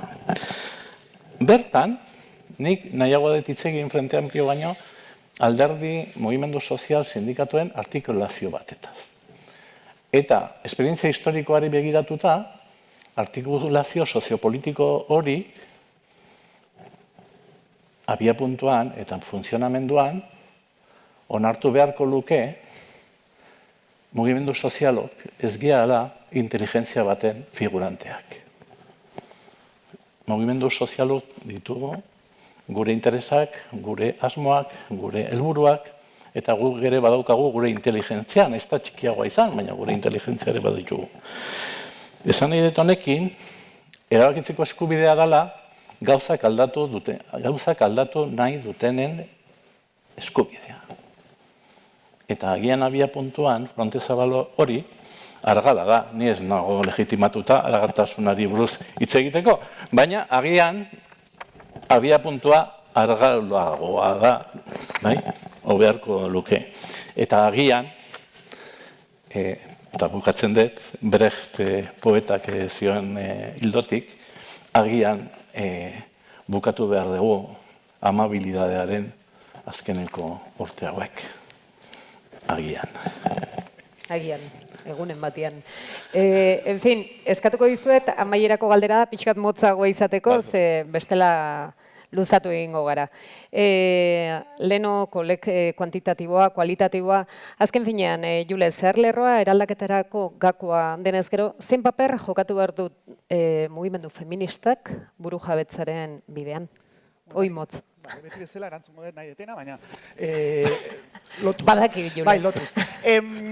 Bueno, feminismoa daukala da askotan, eta horregatik ez, mobilizazioan eta frente zabalarekin eta erlazioan da, guk tendentzia daukagula, horregatik aserre asko pizten dugu, eta da, barne etxaia ikusteko tendentzia. Barne etxaia identifikateko tendentzia. Bai, ze askotan ezkerretik tendentzia da, ez, los malos son los capitalistas, los malos son España, los malos, todo está fuera. Bai, dana dago kanpun. Orduan, tendentzia hori berriro, ze mikrofisika bat egin behar dugu. Osa, aztertzerakoan, gaitasun horiek nola garatu eta abarez, pixkat esan dezuna, alegia. Guk polarizazioa zaratago, burujabetza hitz egiteko, egin beharko litzateke hausnarketa bat, berriro burujabetzaren alde dauden hoien guztien partetik, ez bakarrik mugimendu feminista, eta da, zer gauzek murrizten diguten burujabetza, gure egunerokoan, bai? Analizi hori sistematizatu, bai? Galdetu ordez denbora guztian, analizi hori egin behar dute beste erakundek ere, ez guk bakarrik. Gero, marko hori aldatzerakoan, argi usteko adibidez, erakundeen privatizazioak, osakidetza privatizatzea, garraioa privatizatzea, hezkuntza privatizatzea, gure burujabetza murrizten duela. Eguneroko are gehiago pobreenak, direnak, berriro arrazializatuak, migranteak eta oroar emakumeak. Orduan, analizi hori berriro ordua da, ja gizarteko beste erakundeek egiten hasteko. Berriro, ze intzidentzia dauka gero mobilizatzeko gaitasunean, bai?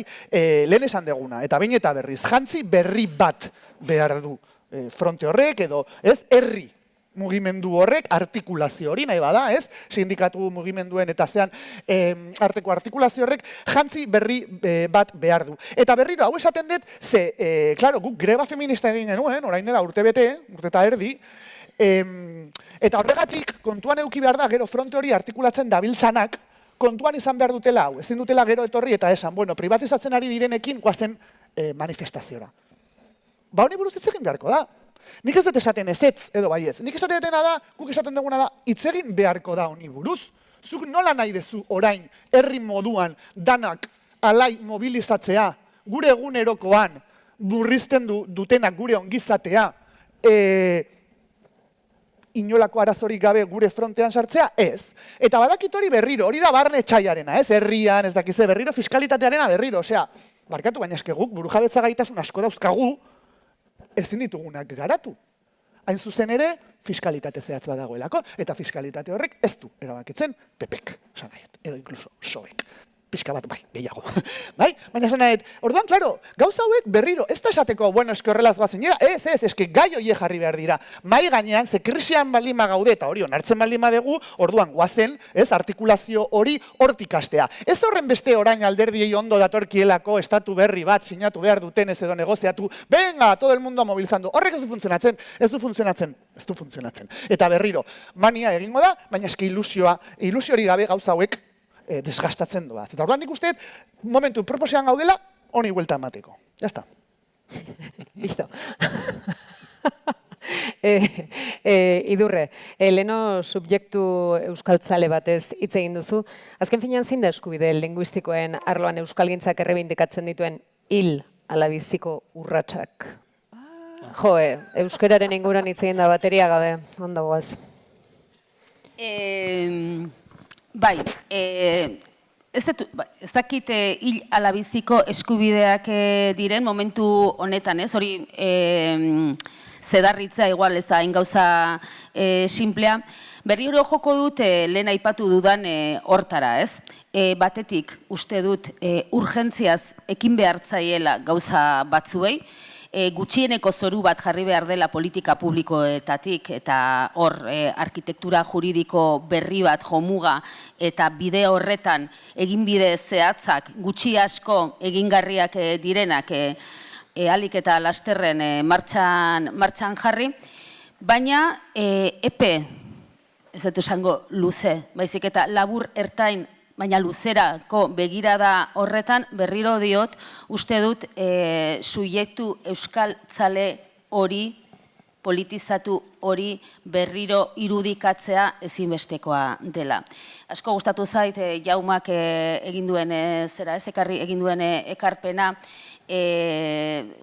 lidergo depositario edo hartzaile horren uste dut, herri honen historia garaikideko momentu baten euskaltzaletasuna izan zela lidergo horren depositario importante bat. Eta beste lidergo batzuk martxan jartzeko oinarria.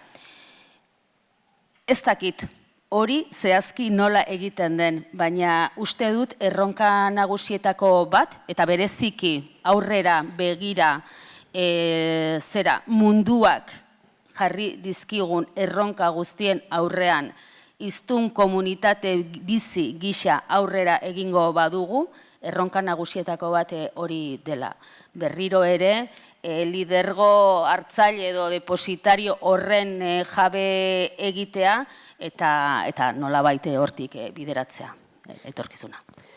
Bueno, y ya la última pregunta, Jaume, te ha tocado a ti. Así que, al margen de todas las lógicas políticas que aquí se ha hablado también, que deberían implementarse en nuestros países, y esto antes ya hemos terminado en la mesa de debate anterior hablando de esperanza, más positivismo, tal vez a veces menos. ¿Hay esperanza en los Estados? ¿Hay esperanza en Europa? ¿Tenemos que tener esperanza? Bueno, y esto en 2 minutos, ¿no? ¿Quieres que lo diga? Minuto y medio mejor. Bueno, para mí, para empezar, ¿no? Para mí la esperanza es una cuestión individual, digamos. Otra cosa es que hayan, digamos, marcos de oportunidad o no. Y digamos que la esperanza se da por supuesta si estás en un movimiento social, porque es ese optimismo militante que todos tenemos, ¿no? Con aquellos que somos conscientes que los ciclos políticos no son ciclos vitales. Es decir, ¿no? Hay los ciclos de la historia y la biografía. Pues la biografía tiene sus límites, siempre interpretamos las cosas a partir de una lógica biográfica, porque es la vida que tenemos, pero estamos trabajando a nivel histórico. Por lo tanto, las cosas van un poquito más allá de la biografía.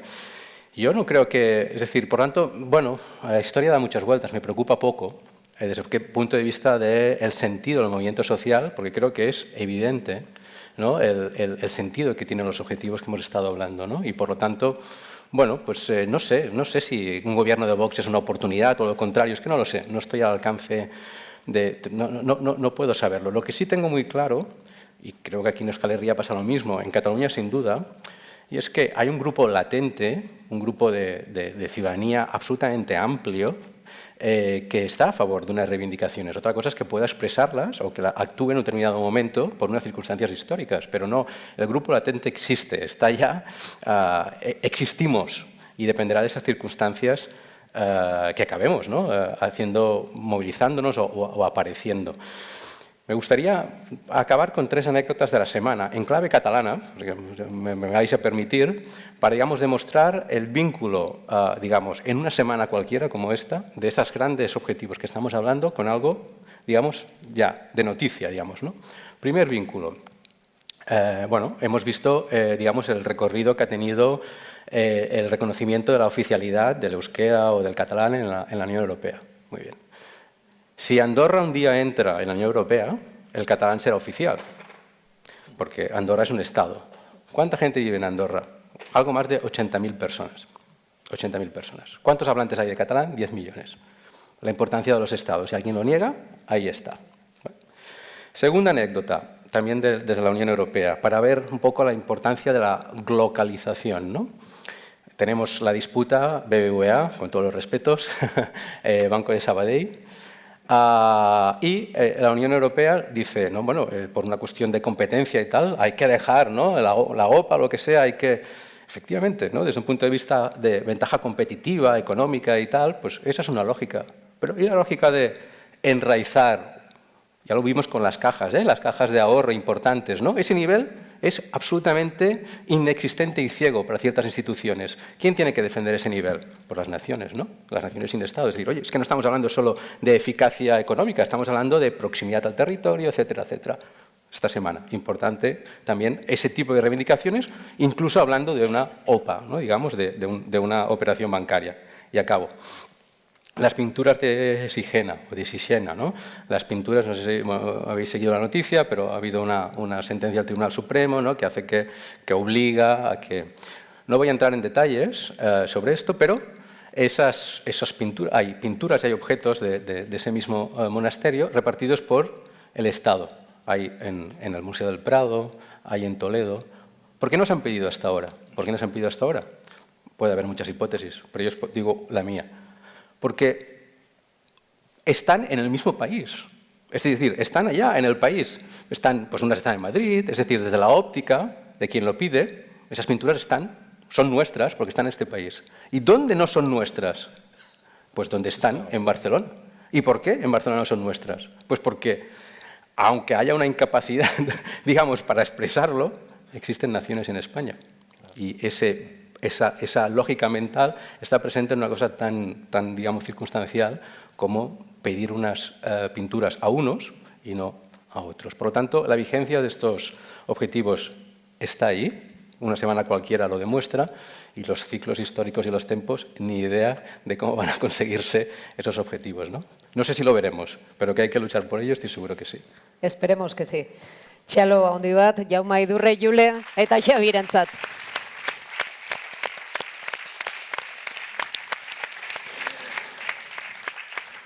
Jetxi, eta beno, amaiera aldera iristen ari gara, eta orain Josue Txaburu osa ez dut ikusten, Josue hementxe dago. Azken hitzak botako ditu, beraz, gu jeisten gera bera, eta Josu utziko dugu. Kaixo guztioi. Labur. Pare bat hitz. Lehenik izlariei, dinamizatzaileei, eta guztioi eskerrak emateko. Uste dugu gaur egungo testu inguru politikoan, halakoak ezinbestekoak dirala. Ezinbestekoa dela burujabetzaren inguruko eztabaida sustatzea. Iragana eta gaur egungo egoera aztertzea eta etorkizunak ekar ditzakeen aukerez gogoeta egitea. Eta ezinbestekoa dela hori gizarte zibiletik ere egitea. Alde horretatik gaur, hemen, denon artean, Euskal gizarteari ekarpen hori egin diogula uste dugu, apal-apal. Gogoeta eta debate interesgarria izan da, iritziak trukatu ditugu. Ikasi ere, nik uste ikasi dugula. Eta beraz, plazerra izan da gaurkoan ere, guztioi, zuei guztioi, entzutea. Eskerrik asko bihotzez, izlariei, dinamizatzaileei eta konferentzia subiranista hau posible egin duzuen guztioi. Eta eskerrik asko baita ere, ona bertaratu zareten guztioi, larun bat goiz batean. Herri hontan badakigu zein importantea den gure aniztasunetik komunitatea egitea. Eta gaur komunitatea egin dugu, berriro diot, apal-apal. Espero dut zuek ere gustura izatea, gaurkoan hemen. Eta hemendik ideia eta momentu interesgarri eta atseginen bat etxera eramatea. Astebururako.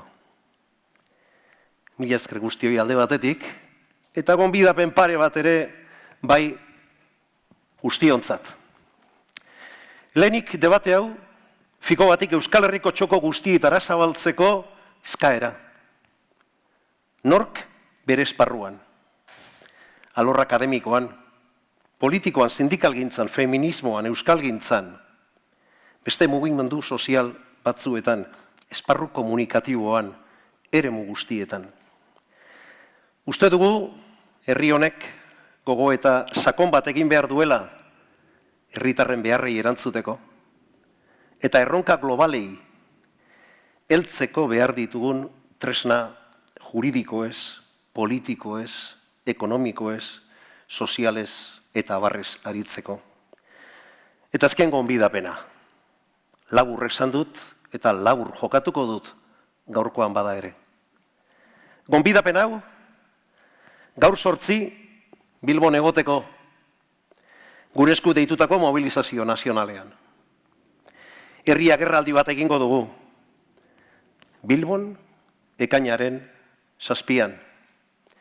Nazio gisa egin beharreko jauzia bultzatzeko. Eta han, nahi eta behar zaituztegu zuek guztiok.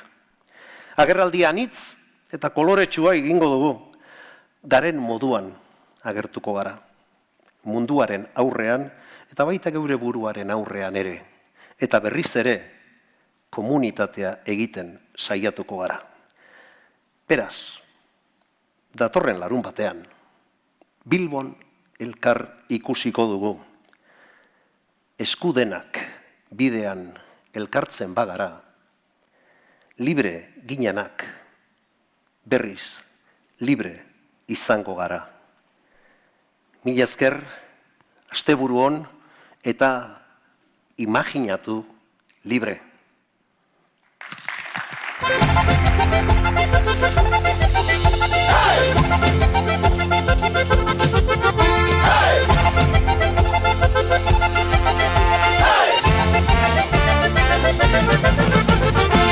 Imaginatu peña bat, Pirinio artean, Joaldunak herriz herri, Kantauriko partean, Marija y Almadian, Zeledon horipean, Imagina kuadrilla bat, herri libre batean. Imagina konpartxa bat, Aralako parkean,